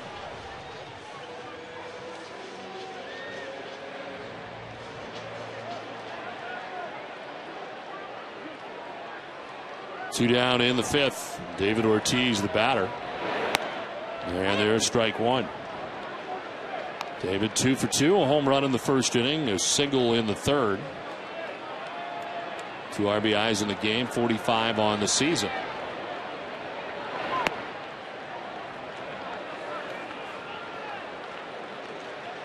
Action for the Marlins, Chad Godin.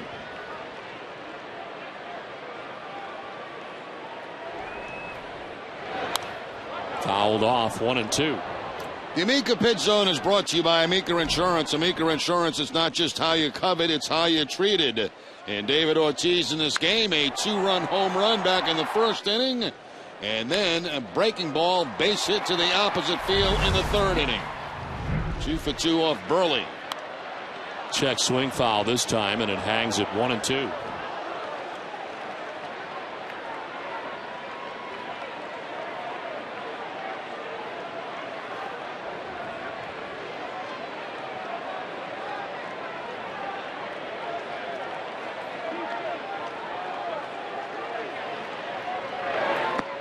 In the dirt, 2-2, 24 multi-hit games on the year for David Ortiz. Leads the team in that category. Bats with Youkilis waiting on deck. A run in here so far in the bottom of the fifth.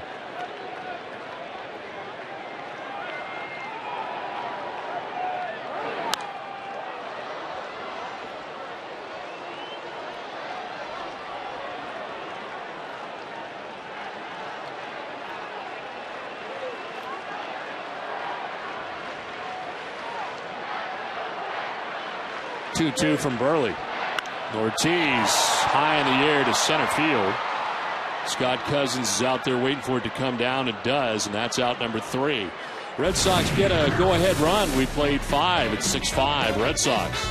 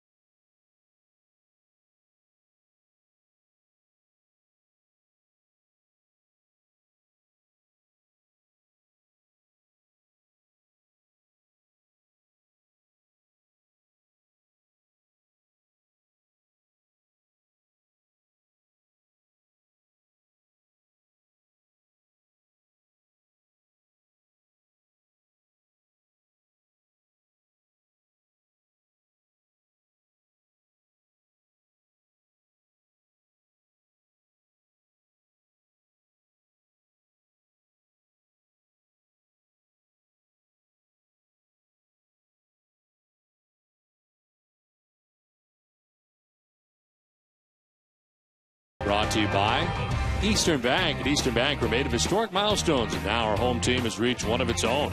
Congratulations on this special anniversary from one Boston institution to another. Red Sox lead at 6-5 as we head into the 6th inning. Omar Infante leading it off here for the Marlins. And a first pitch ball to Infante, who's grounded to short and fly to right.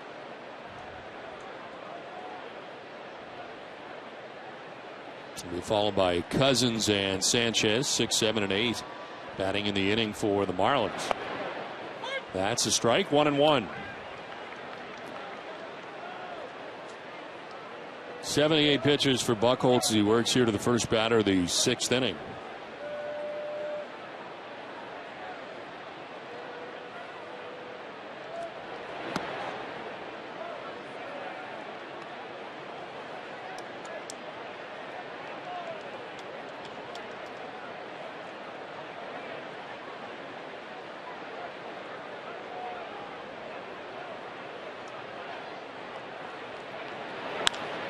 Chop to third. Middlebrooks will go across. Plenty of time to get Infante. One down. Well, it's time now for the answer to tonight's AT&T trivia question. Who's the only Red Sox pitcher to ever defeat the Marlins at home and on the road? The answer, Tim Wakefield. Wakefield has 4 career wins against the Marlins. His first 3 all came on the road. He defeated the Marlins 98, 2000, again in 2006. Picked up a win against them at Fenway in 2009.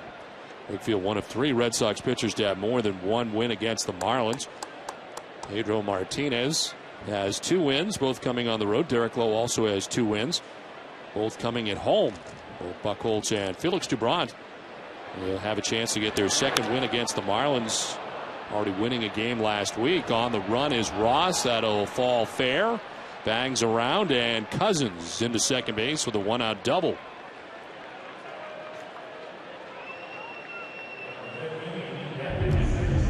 Ball slicing away from Cody Ross down that left field line. That pitch down and away again. Not a real bad pitch by Buchholz, just good hitting by Cousins right there as he takes it down the left field line at the 3:10 mark. And back to the phone. Clayton Mortensen had been up last inning. We'll see who is up now. It is Matt Albers. 1 out in the 6th. Cousins at second base. Back and forth we go. Gabby Sanchez, the batter, 0 for 2. He's grounded out to third base, struck out swinging. And a pitch dropped by Shopik. It's ball 1.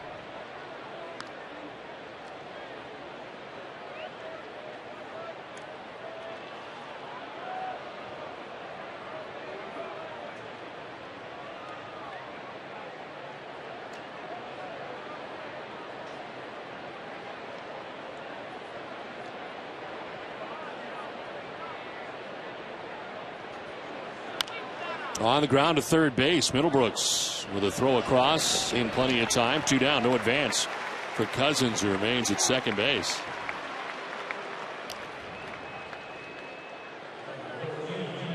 Beth Israel Deaconess, the official hospital of the Boston Red Sox, invites you to join the walking club and start your own walking program for better health. Need some inspiration? Check out their new music video featuring one of our very own Red Sox stars. Find out which one at bidmc.org/walking. We started our own walking club in Chicago at Wrigley Field. Yes. Wow.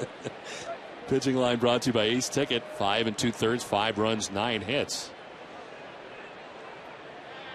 We were very fortunate to come upon one of our cameramen who we work with, both when we play the White Sox and the Cubs. And that was amazing. It was incredible. We were blocks and blocks.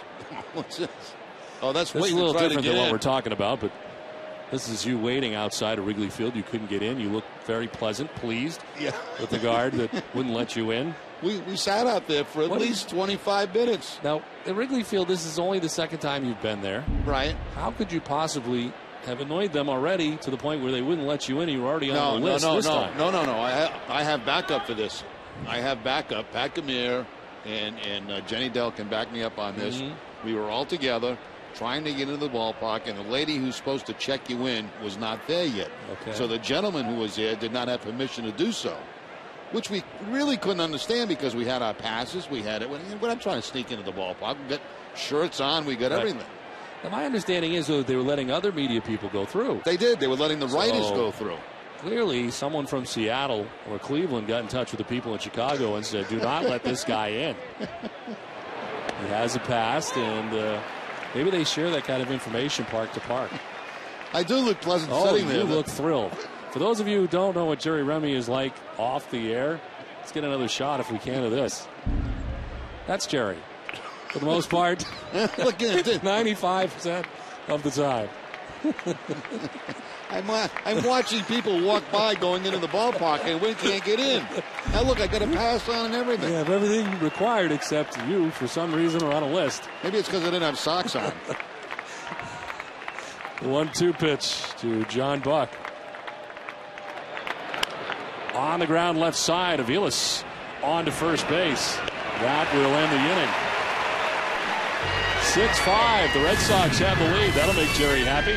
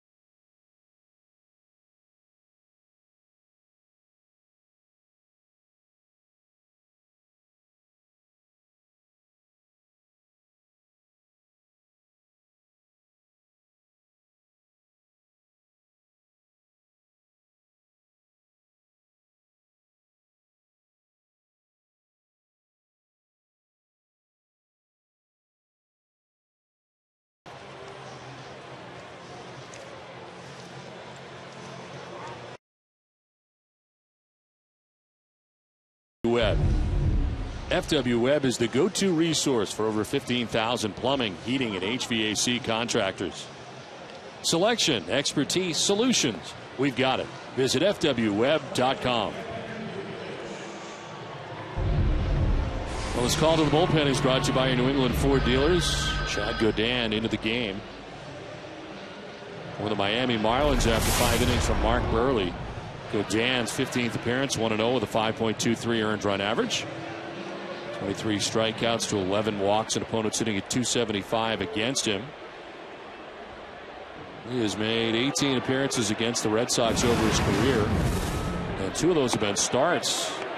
First pitch ball to Kevin Youkilis. He's 0-1 in his career with a 5.00 earned run average in starts against the Red Sox, but 1-0 with a 2.49 ERA and 25 1/3. Out of the pen, Youkilis to right, Stanton on the run again. Not going to get to this.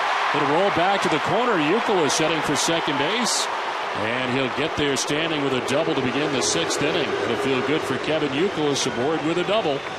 Yeah, certainly you should. And he has been struggling. Hit this ball good, a line drive. It's nice to see those drop in instead of the outfielder making a spectacular catch on it. Stanton goes back. He can't reach it with a little bit of a leap. And Youkilis at second base with a leadoff double in the 6th.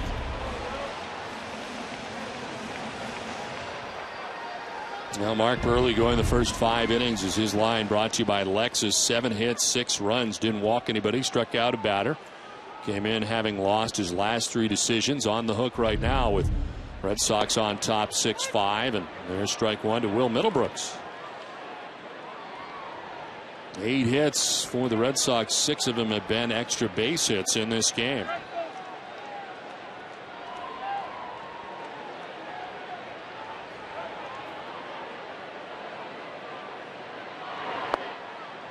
You know, Don, I don't want people to be left with the impression that I was an angry man yelling and screaming. No. Wrigley, I mean, Jenny can back me up because she was there, and I didn't say a word. I just sat down. Just like that the entire time. Just sat down.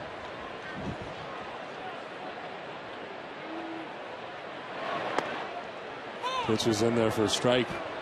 So ever since I've had my energy band on, nothing bothers you. It's like a whole new me. I notice now we are well over 2 weeks with that on, and so nothing bothers you. Ask Jenny. I just sat there. Did So nothing. who handled the entire situation if you didn't? Jenny. This is lined into center field, a ringing single. Kevin Youkilis around from second base will score. Throw goes to second. It is cut off, and not in time. Is hit safely as Middlebrooks. RBI double, and the Red Sox take a 7-5 lead. Second hit of the night for Middlebrooks. It's a rocket, a line shot by Middlebrooks into center field. And you see how far Cousins has to go for it when he spins around. Of course, the runner's going to score, but good hustle by Middlebrooks again in a scoring position at second base. So he trades places with Kevin Youkilis.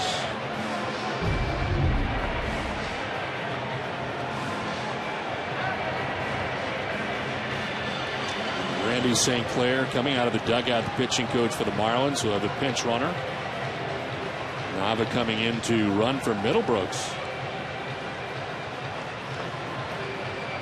And perhaps we're getting to that time of game we bring Adrian in from right field and the defense changes. That's what he's going to do.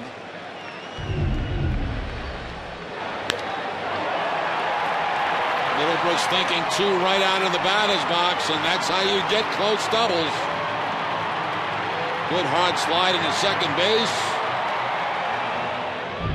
So the Red Sox into that defensive mode right now, making the change. Great numbers as a team. Well, Middlebrooks is able to contribute with an RBI. He has here. As he comes out of the game, Nava runs. Cody Ross coming up.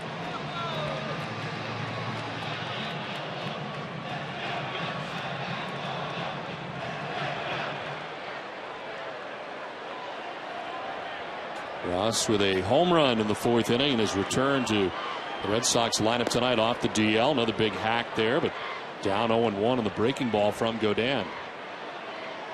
More action in the pen. Ryan Webb, tall right-hander warming.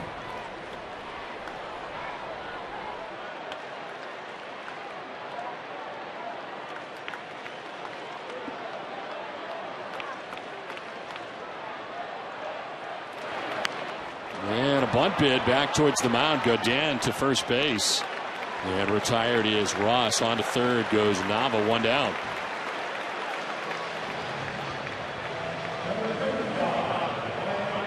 Coming up immediately following the game, stay with us for WB Mason's Red Sox Extra Innings live with Dale, Peter, Matt Stairs, and Jenny. Get a breakdown of Clay Buchholz to start tonight. Here's post-game comments, plus manager Bobby Valentine shares his thoughts on this series opener. It's all coming up after the game, only on Nesson. 1 out, Nava 90 feet away, infield in all the way around. Ryan Kalish standing in, 1 for 6 in his return. Well, we saw a squeeze on Sunday from Wrigley Field. Will we see another one here? Lefty against righty, maybe not.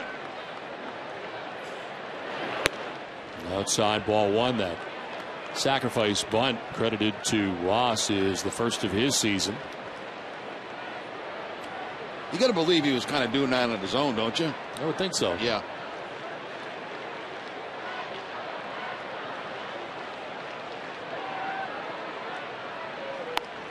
Low dancing down the line from third is Nava. Pitch misses, and it's 2-0.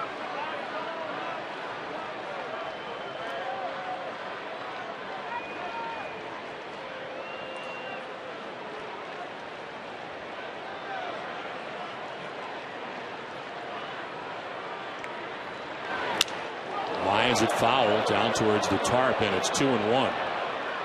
What is the best squeeze scenario count-wise?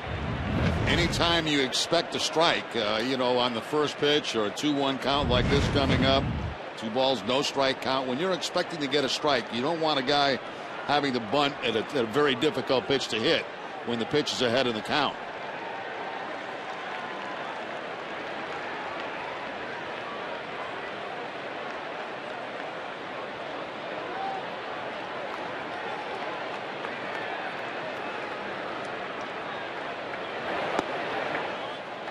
That'll miss. 3-1 now to Kalish.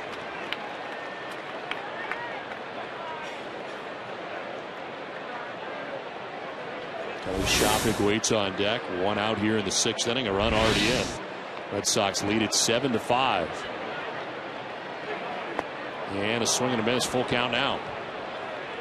Change up that time on the 3-1 count. Fooled Kalish. Probably not a strike.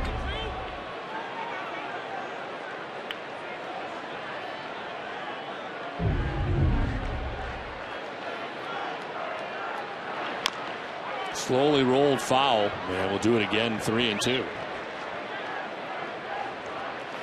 Covidien, a global healthcare products company, is a proud sponsor of the Red Sox Foundation, helping to address health needs in our communities. And Nava just tipped off the infielders that he's going on contact on that foul ball. He was off, heading toward home.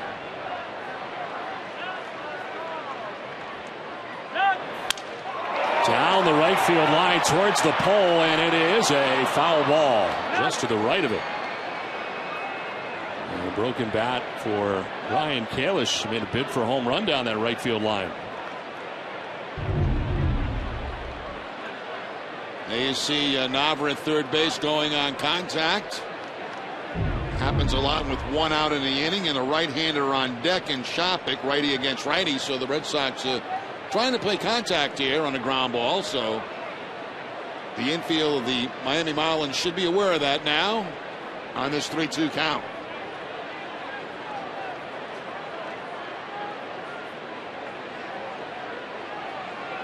And that's why they're in a little bit closer.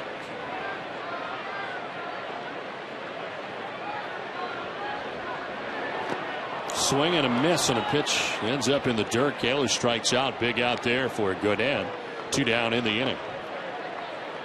Second strikeout tonight for Marlins pitching. And that ball out of the strike zone. But no contact by Kalish. So now the infield with 2 outs can drop back. Kelly Shopik coming up. 2-run home run in the 2nd inning off Mark Burley. Then he had the misfortune of grounding into a 5-4-3 double play in the 4th inning. Trying to deliver the run here. Red Sox already have 1 in, on top by 2, 7-5. As Shopik takes strike 1.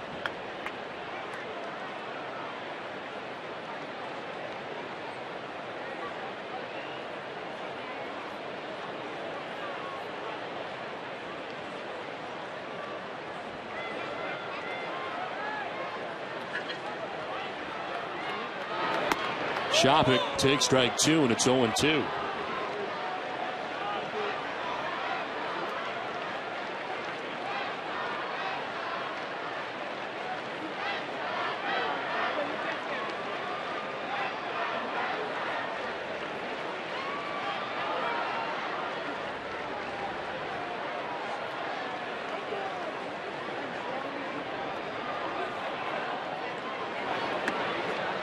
Outside, 1-2 now to Shopik. Mike Avilos waiting on deck as Red Sox bat here in the bottom of the 6th inning.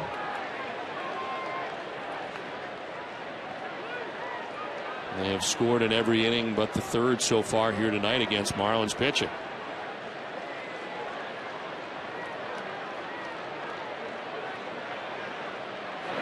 swing and a miss. Elevated with a fastball at 93. Back-to-back strikeouts for Godin. Run for the Red Sox. Boston on top 7-5.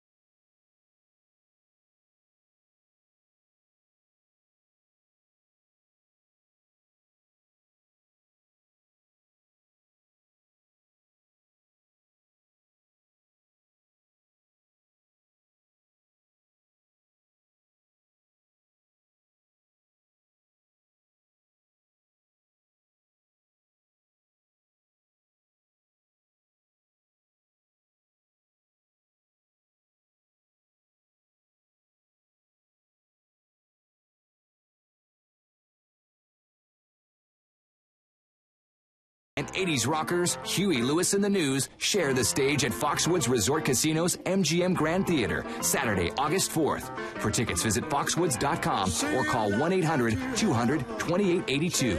Foxwoods is the official resort casino of the Boston Red Sox. The changes for the Red Sox: Cody Ross moving from left field to right field. And Daniel Nava staying in the game in left field now for Boston after pinch ran for Will Middlebrooks. Defensive changes for the Red Sox. Euclid from first to third, and in from right field to first base is Adrian Gonzalez. 7-5. Red Sox have the lead. Top half of the seventh inning. Top of the Marlins order. Jose Reyes jolts one out to deep center field. Kalish going back onto the warning track, and he drops the baseball. I think in third is Reyes. The throw goes in that direction. He'll get there with a head-first slide. An error now charged to Kalish, and this has turned into a very tough night for him as he has struck out twice, and now an error in center field. Yeah, there's no way to describe that except, he just clanked it.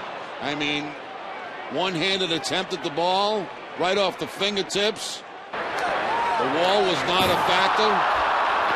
And there you see Reyes turning it on and going to third base.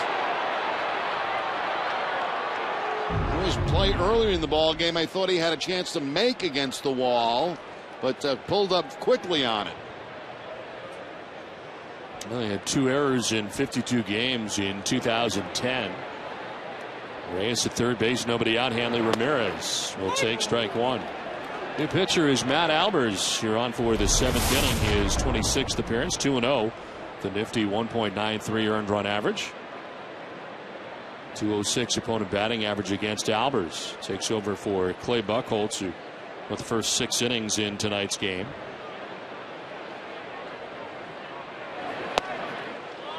Albers earning his second win on Sunday night at Chicago against the Cubs.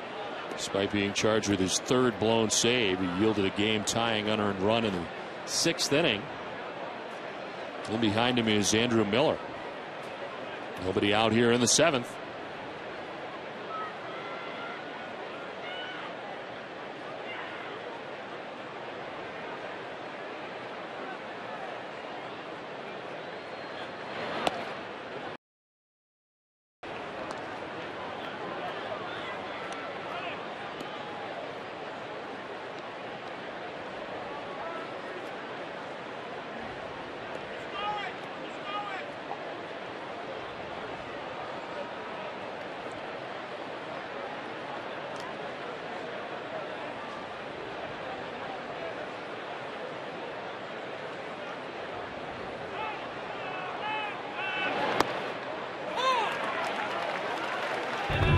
Been a rough night for Kalis in center field. I thought on this particular play here he had room to go back to the wall and possibly make a catch on that. And then, of course, clanking one off the top of the glove at the start of the 7th inning here.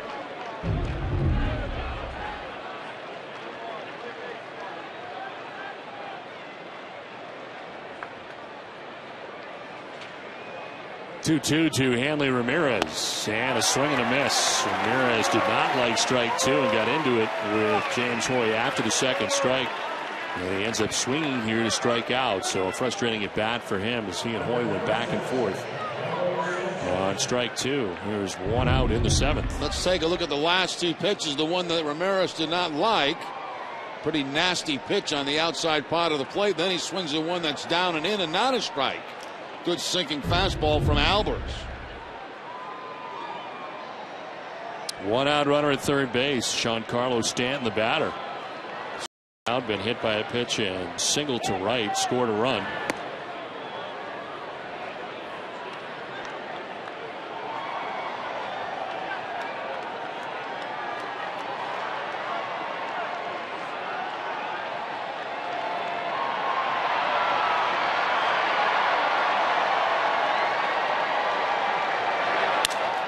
Broken bat liner to left. In comes Nava. He'll make the catch. Tagging? No.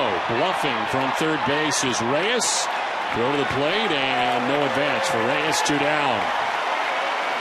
He was drawing a throw and he did not take off. Yeah, that's all you can do on that. It's a line drive. You can see how hard Navas is charging the ball. He's not that far behind shortstop when he catches it. And really not much of a chance to score there. Shopik blocking and smothering the baseball. Now Bobby Valentine headed to the mound. He's had Andrew Miller up in the pen.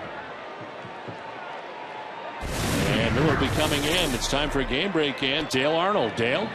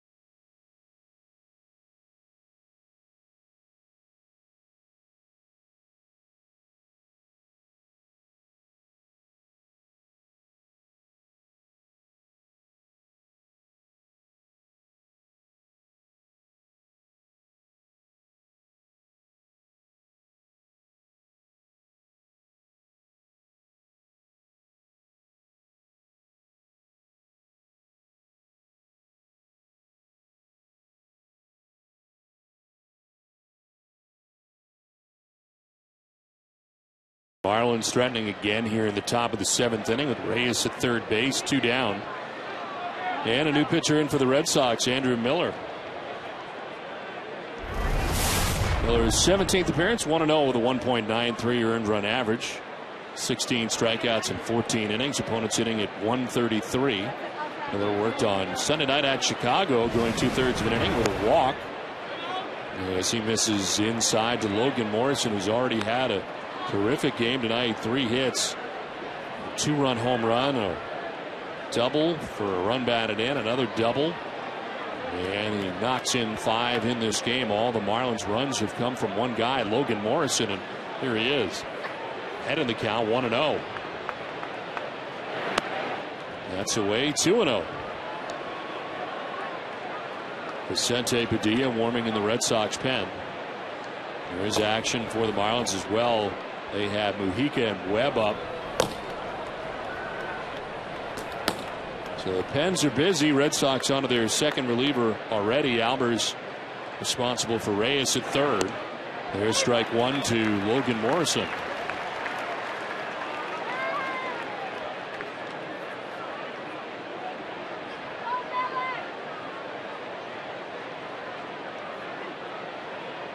Running down the line at third was Reyes, grabbing the attention of Andrew Miller, who stepped off. Yeah, he's trying to draw the balk. That's what he tried to do there.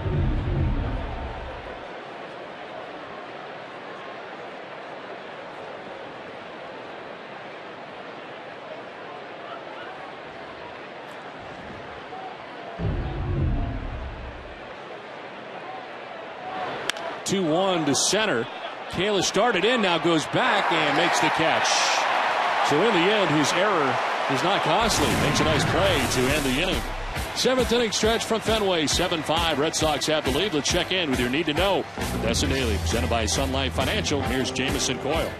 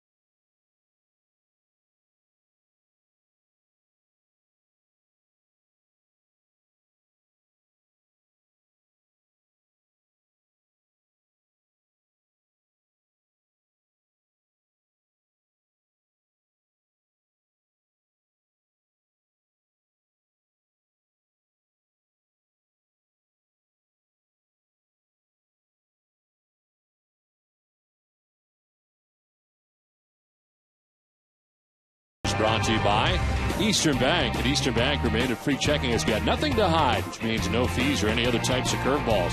Check out what else we're made of at easternbank.com. Jerry, it's been an interesting night tonight for Ryan Kalish. It sure has been interesting in center field. He made a nice play coming in the ball game early. And then maybe a little lack of judgment here going back and not going back far enough. One clanking off his glove, and then becomes the happiest man in the world when that run does not score, and he tracks it down at the 379 marker.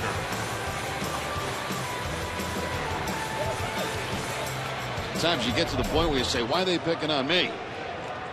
Keep coming at him in center field, but he makes the grab to end last inning. 7-5, Red Sox have the lead. I don't have much to do with it, but Jerry certainly did. Well, I'm glad they enjoyed the hot dogs. Mike Aviles leading it off here in the bottom of the 7th inning. They had a swing and a miss. had a hot dog myself for dinner tonight. You have a hot dog pretty much every night for dinner. No, not every night. No, it just depends on the cuisine.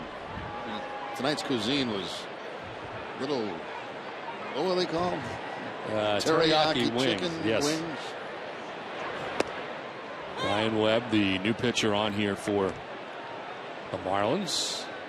Quickly ahead of Aviles, 0-2. Aviles, Pedroia, Gonzalez featured here in the bottom of the 7th inning.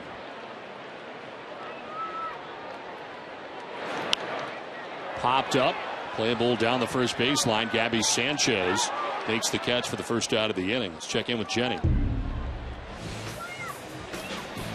Hey, Don, the MLB news and notes are brought to you by Nissan. The New York Yankees won their 10th straight game last night, their longest winning streak since May of 2005. All 10 wins have come against NL East opponents. Across town with the Mets, R.A. Dickey recorded 13 strikeouts on his way to leading 11th win last night. It was his second straight one-hitter. And if the Cubs had any plans of dealing Ryan Dempster, those might be on hold after he put on the DL with lat tightness. Dempster had not only allowed a run in his last 3 starts. All right, Jane, thank you very much. Dempster was tough against the Red Sox in his outing at Wrigley Field in Chicago. 1-0 pitch is popped up, foul ground over is Sanchez, who makes the catch for the second out. Very quite a run the Yankees are currently on right now. The Yankees have been unbelievable. I mean, they've opened up a gap. They came out of nowhere and all of a sudden lead the American League East by 2.5 games over Baltimore. 41-25 on the season. Losing tonight late in the game to the Atlanta Braves, but that's still a 1-run game. 2 down here in the 7th inning with the Red Sox on top 7-5, and it brings up Adrian Gonzalez, who 0 for 2 with a sac fly to right field in the 5th inning. A ball that was hit well, but Giancarlo Stanton made the running catch, and picking up an RBI was Gonzalez, his 36th RBI of the season. And I'm wondering if Dustin Pedroia might have really hurt that thumb a little bit on that last swing. It looked like he was shaking his right hand as he was heading back toward the Red Sox dugout.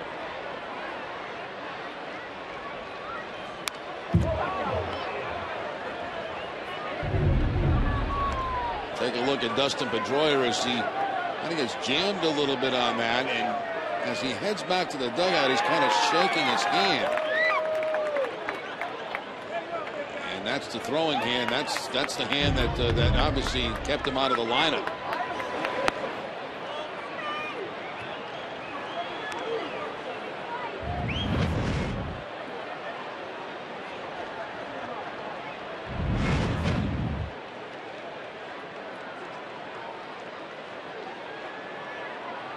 Two and 1 the count to Adrian Gonzalez. David Ortiz waits on deck. 2 down here in the 7th inning. Sliced foul off to the left into the grandstand. Well, for over 100 years, Gulf Oil and the Boston Red Sox have been proud to be a part of American history. Moving forward, Gulf is thrilled to serve as the official electricity supplier to Fenway Park as it celebrates its 100th birthday. From one legend to another, congratulations.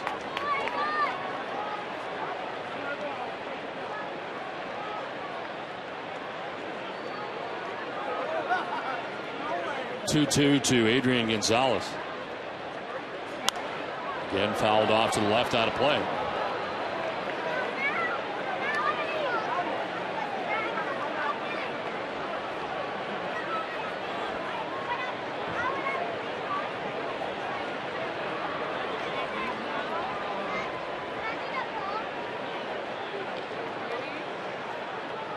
Five in a row retired now by Marlins pitching.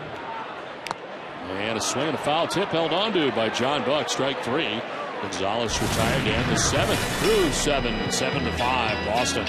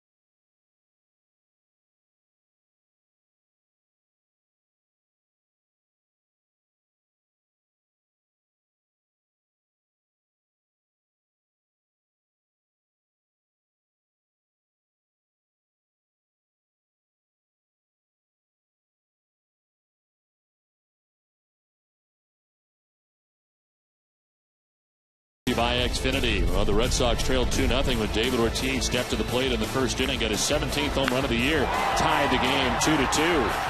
The Red Sox are back at it in the second inning with Kelly Shoppach at a 2-run shot, put Boston on top 4-2, his 4th home run of the season.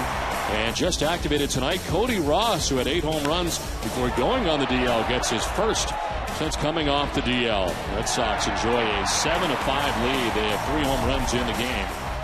As Jerry, you notice the thumb being a problem for Dustin Pedroia. He does come out of the game. Nick Punto comes in defensively at second base. So the defensive change for the Red Sox as Greg Dobbs leads it off here for Miami in the 8th. There's a ground ball to shortstop on the Ephus pitch. Aviles gets it there in time. 1 down in the 8th. One more look at the Dustin Pedroia contact. The ball gets in on him, breaks the bat, and you can see him shake his hand immediately as he leaves home plate. And that's not a good sign for Red Sox fans.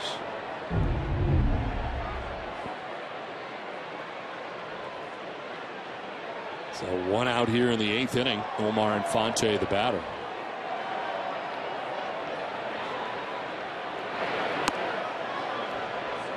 Vicente Padilla coming in here in the 8th. His 26th appearance, 1-0 with a 4.32 earned run average. 25 Ks in 25 innings. Opponent sitting at 283 against him. He takes over for Andrew Miller, who got the final out of the 7th inning. 1-0 sharply by Youkilis at third base. He was in at the lip of the grass, and that's into left field. A 1-out base hit for Infante.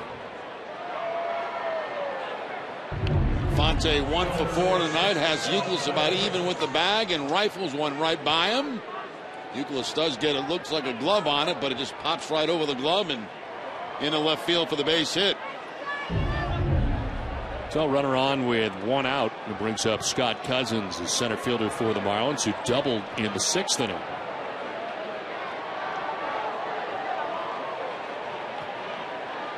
Padilla going to work on the landing area of the mound.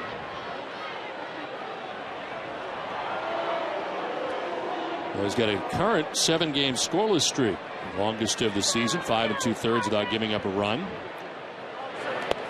Pitch in there for a strike, and it's 0-1 now to Cousins.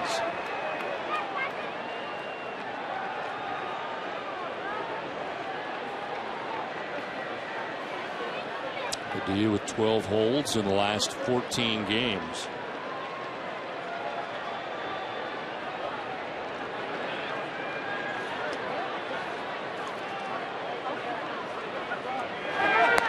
Swing and a miss, and it's 0-2.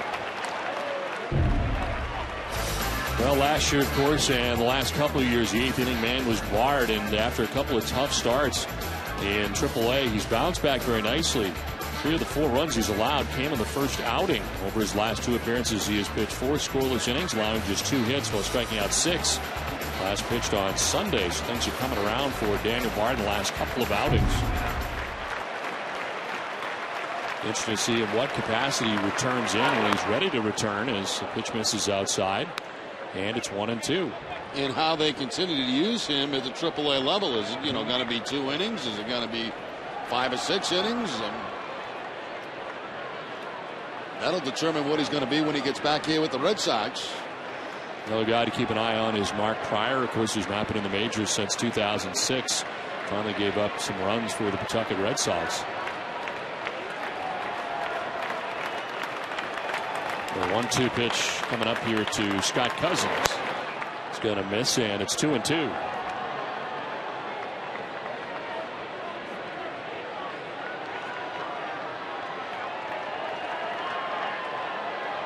Tying run at the plate here for Miami. 1 out in the 8th. Infante at first base. Padilla looked over at him.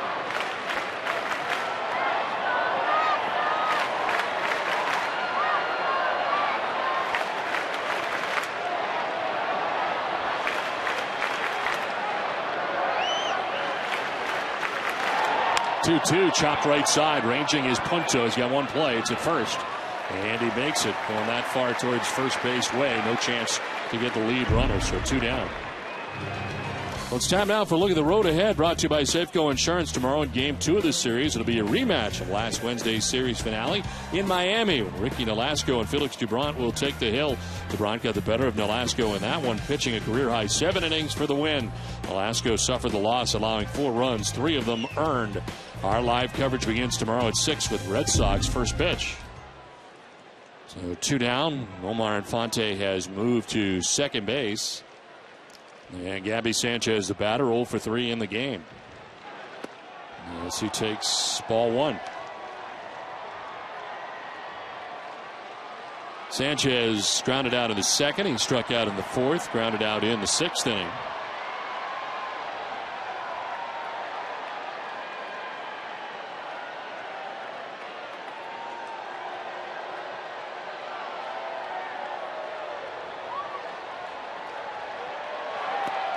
On the corner, 1-1. Alfredo Cevis, the closer, getting ready in the pen. The 2 outs here in the 8th inning. Alfredo with 16 saves on the season.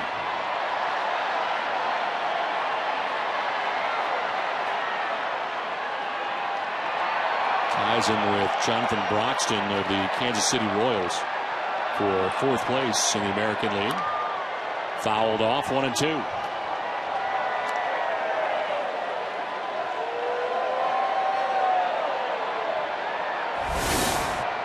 On deck is John Buck. Catcher batting out of the number 9 spot for the Marlins. Miami is actually out hitting the Red Sox 10-9 in this game to trail 7-5.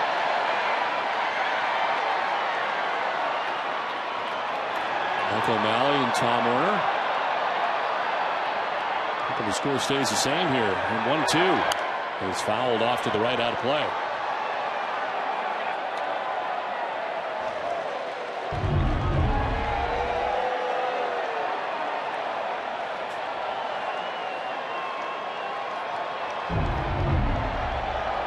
Time call. Padilla wants to talk to Shopik. That was a very nice catch up at the higher levels of the ballpark, wasn't it? Yes, very nice. Reaching over, making a 2-handed snag.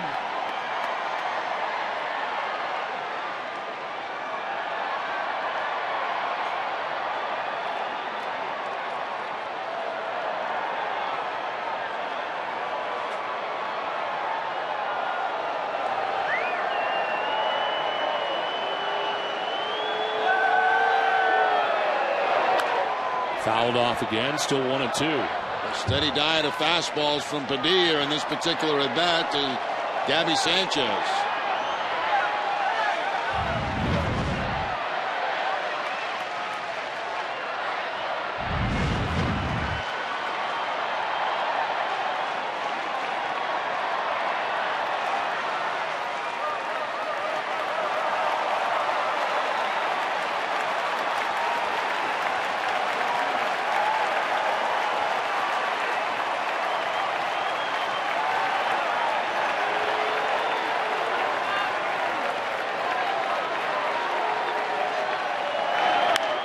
In the air to Ruck pretty well. Kalish going back towards the triangle to make the catch on the run.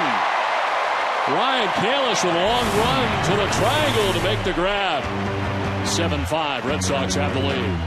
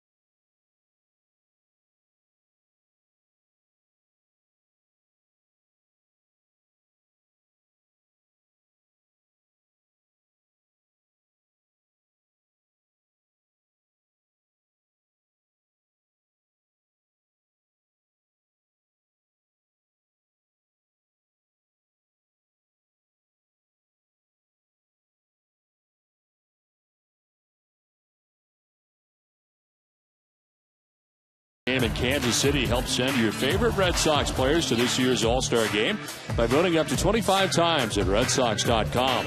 Visit RedSox.com and cast your ballot now for your 2012 All-Stars. Vote now, vote often, vote today at RedSox.com. Well, right now, the DH leader is David Ortiz. And the Red Sox need some help for Dustin Pedroia. And second base is currently third right now among balloting as Edward Mujica comes into the game now for the Marlins. Their fourth reliever. His 30th appearance, 0-2, 3.86 earned run average. 30 in the third innings. Opponents hitting at 212 against Mujica as David Ortiz leads it off here in the eighth. Ryan Webb had a 1-2-3 seventh, including a strikeout. Ortiz fouls it off to the left out of play.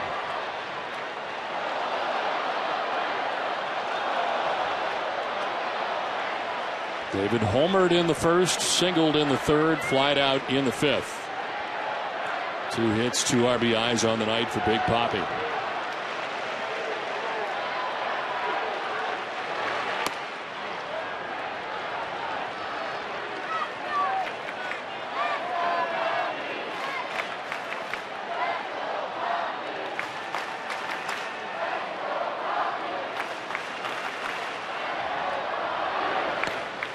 They'll drop in there for strike 2. David didn't like it. 1-2, and he's going to be careful as he motions towards James Hoy and shakes his head.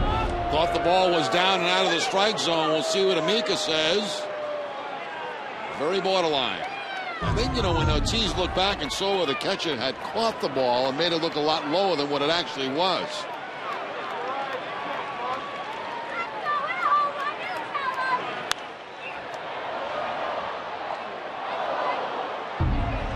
As we mentioned, David Ortiz leading right now among DHs. Hoping to go to the All-Star game. We mentioned that Dustin Pedroia right now is third and needs some help. Ian Kinsler and Robinson Cano ahead of Pedroia right now. So hope you'll cast your vote for Pedroia. 1-2 on the ground into the shift. It's Infante from the outfield grass for the first out of the eighth inning.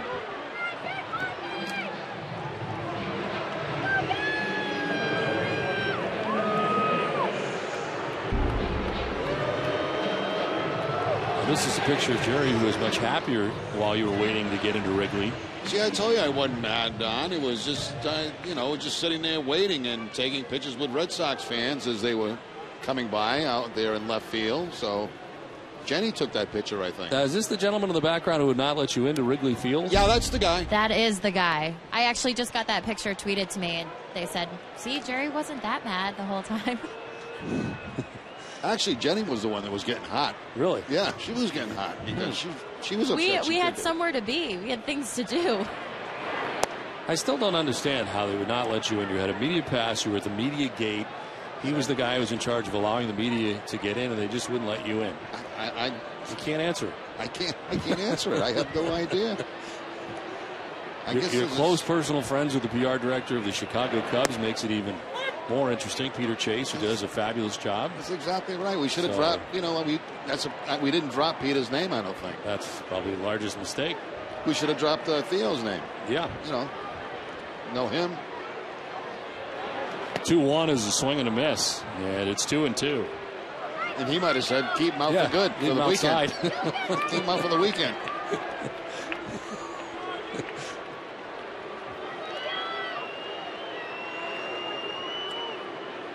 Nicholas doubled his last time up, came out to score the 7th Red Sox run. This is on the ground to short. Reyes to his left. And there's 2 outs here in the 8th inning. 8 in a row retired now by Marlins pitching. They quieted the Red Sox over the last couple of innings. And here comes Daniel Nava. Pitch ran in the 6th inning. Bats for the first time. And nursing a bit of a sore hand. He hits it .302, 2 homers and 20 runs batted in.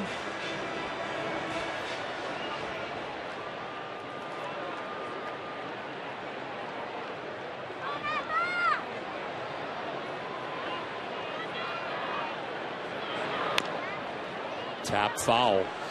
Strike one to Nava.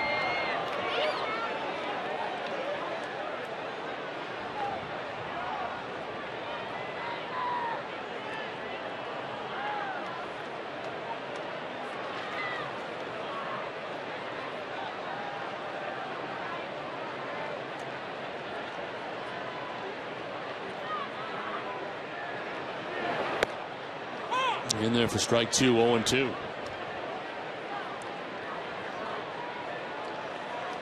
Saw Mojica work in the series in Miami.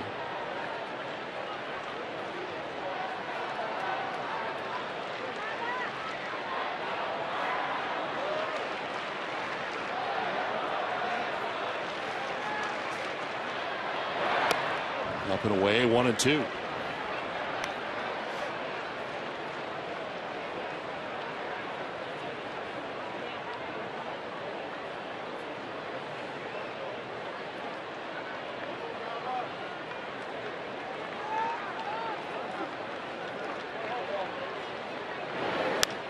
In the air to left field. Struck pretty well. Back goes Dobbs. That'll hit the bottom of the wall. Then off Dobbs. Nava to second base with a 2-out double. Well, that spot in the lineup's been hot tonight. Middlebrooks, while he was in there, had 2 hits, an RBI, and now Nava gets his first at bat and goes the other way. Looked like a split-fingered fastball that he does a good job staying back on. And hits the bottom of the wall out there in left field.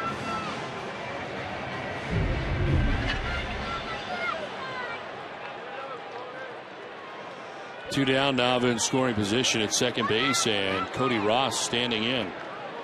Ross homered in the 4th inning, 1 for 2 with a sacrifice bunt in the game. And a pitcher gets away from Buck, and a late break, but trying to get to third is Nava. He'll get there. Did not go right away, but then did take off, and he does get to third. Yeah, once he got a good look at how far that ball got away from Buck, he was able to take off. Right there, he gets a good view of it, and he can see Buck can't find it. Once he saw Buck not able to pick it up and find it, that's when he took off for third base. So we're 2 down, and at third base now is Nava. Red Sox would like to obtain some more insurance here. On top by 2 runs. It's a pass ball charged to Buck. 1-0. Fouled back, 1-1. Never miss another Sox game. Go to NESN.com/schedule now to download the full season schedule and do your favorite calendar program at home, in the office, or on the go. We'll remind you when the game is on. Download it now at NESN.com/schedule.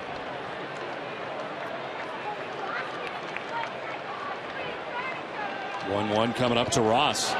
On the ground up the middle, Infante, second baseman, fires to first for the out. It keeps this a 2-run game. Red Sox have a 7-5 lead. Sebas will be coming on.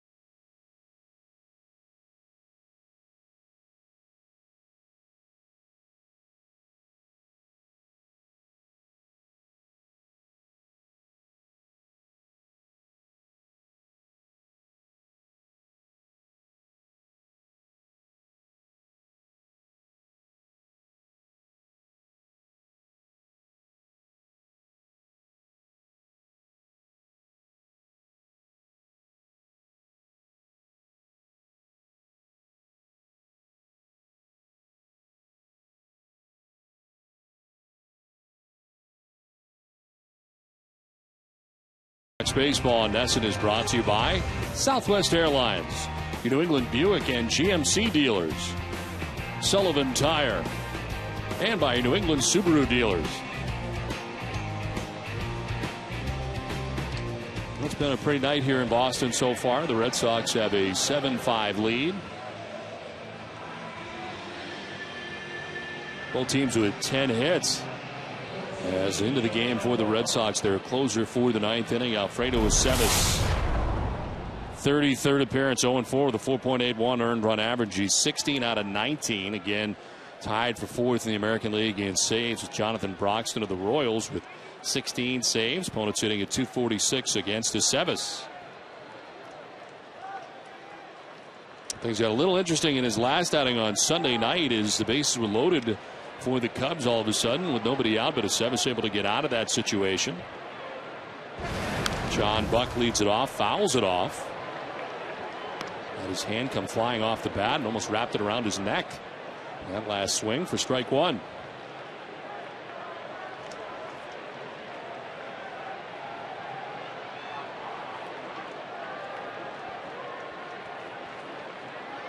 The save that Aceves got on Saturday night against Chicago was his 6th in a 1-run game. Here he's got a 2-run lead to work with. The 0-1 is going to miss, and it's a ball and a strike. Comes on for Vicente Padilla. Went an inning giving up a hit, no runs. Didn't walk anybody, nor did he strike anybody out.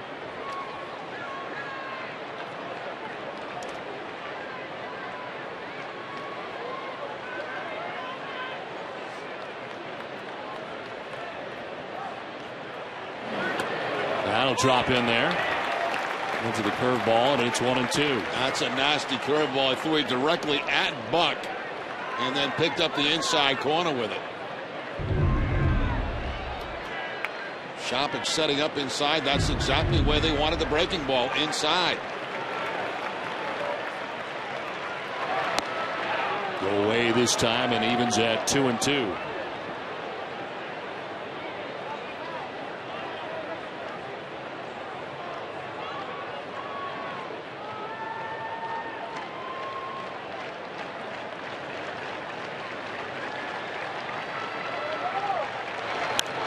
Fouled off to the right, still 2-2. Jose Reyes and Hanley Ramirez expected after John Buck.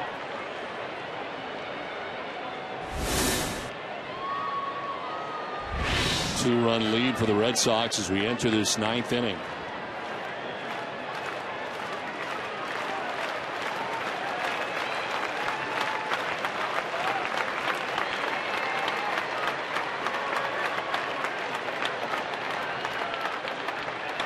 Swing and a miss. Strikes out Buck to begin the ninth. Well, after featuring a lot of soft stuff early in the at-bat, he comes back with a 97-mile-an-hour fastball up and in to pick up the strikeout.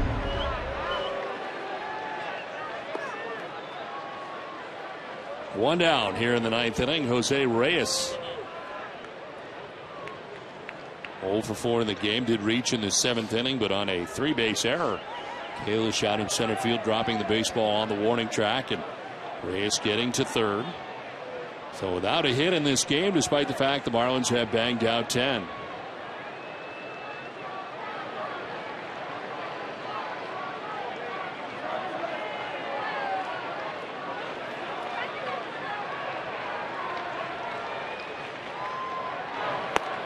That's a strike. 93 poured in there by Aceves. A tweet earlier today from John Henry. Tonight, potentially the 1,000th Red Sox win, including postseason for Fenway Sports Group. They try to wrap this one up with one out in the ninth inning.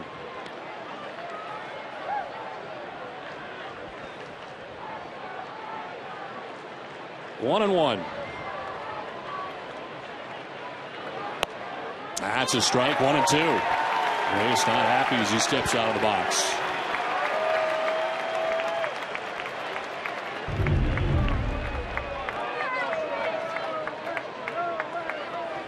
Pretty good pitch right there. I think Reyes may be upset with himself for not swinging at it.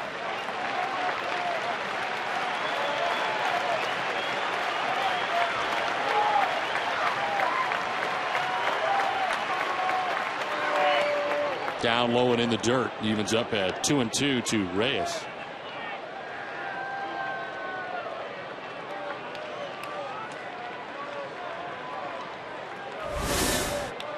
Hanley Ramirez waits on deck, one out in the ninth.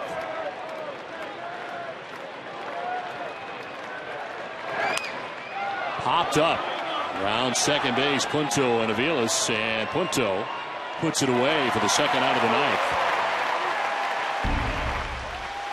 Well, tomorrow night, immediately following Red Sox first pitch, join us for Red Sox Game Day Live, presented by Uno's with TC, Peter, Matt, Stairs, and Jenny at 6:30. Felix Dubron takes him out for the Sox, looking for his 8th win of the season. Allowed just 2 runs on 3 hits while striking out 9 in Wednesday's win against the Marlins. Live coverage begins at 6, only on NESN. 2 down in the ninth. Hanley Ramirez, the batter. A couple of hits tonight and a walk. Been on base 3 times. Also a strikeout.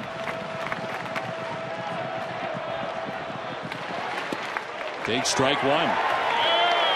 Don't forget, coming up immediately after the game, to stay with us for WB Mason, Red Sox Extra Innings Live. So all the post-game coverage you'll need right here on NESN.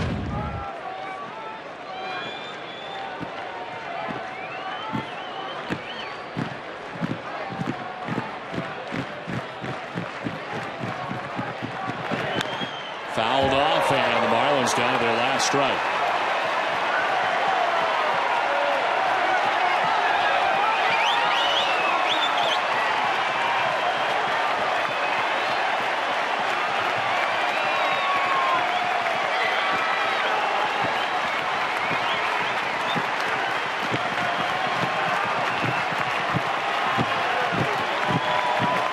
Fenway stands as one as Aceves brings the 0-2 pitch.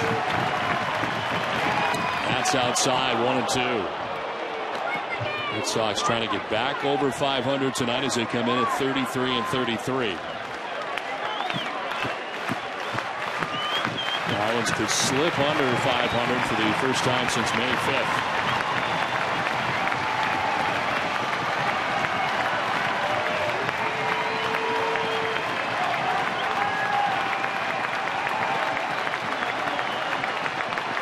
The 1-2 pitch. Downstairs, 2-2.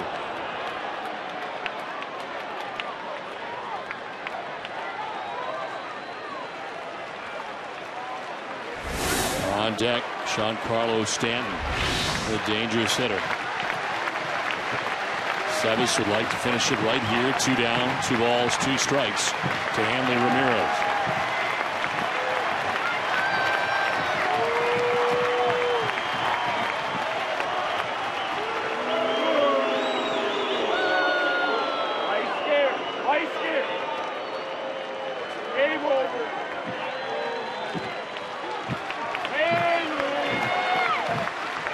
Two pitch.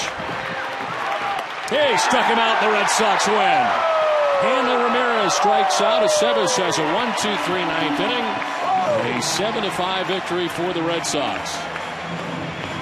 Well, Jerry, tonight a back-and-forth game for the Red Sox, but in the end, they come away with a win. Well, it's nice to see the offense get going with the long ball. David Ortiz, of course, with a home run. Kelly Shopping with a home run. And Cody Ross returning to the Red Sox lineup with a home run.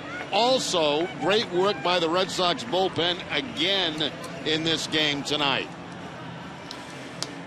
Well, the Bob's Discount Furniture will be going to bat again for the Jimmy Fund this season. Bob's Discount Furniture will donate $1,000 to the Jimmy Fund Radio Telethon for every game saved. Save more at Bob's Discount Furniture. Visit mybobs.com for more on great deals for your home, as Alfredo Aceves picks up his 17th save of the season as the Red Sox win it. We'll step aside and come back with more right after this.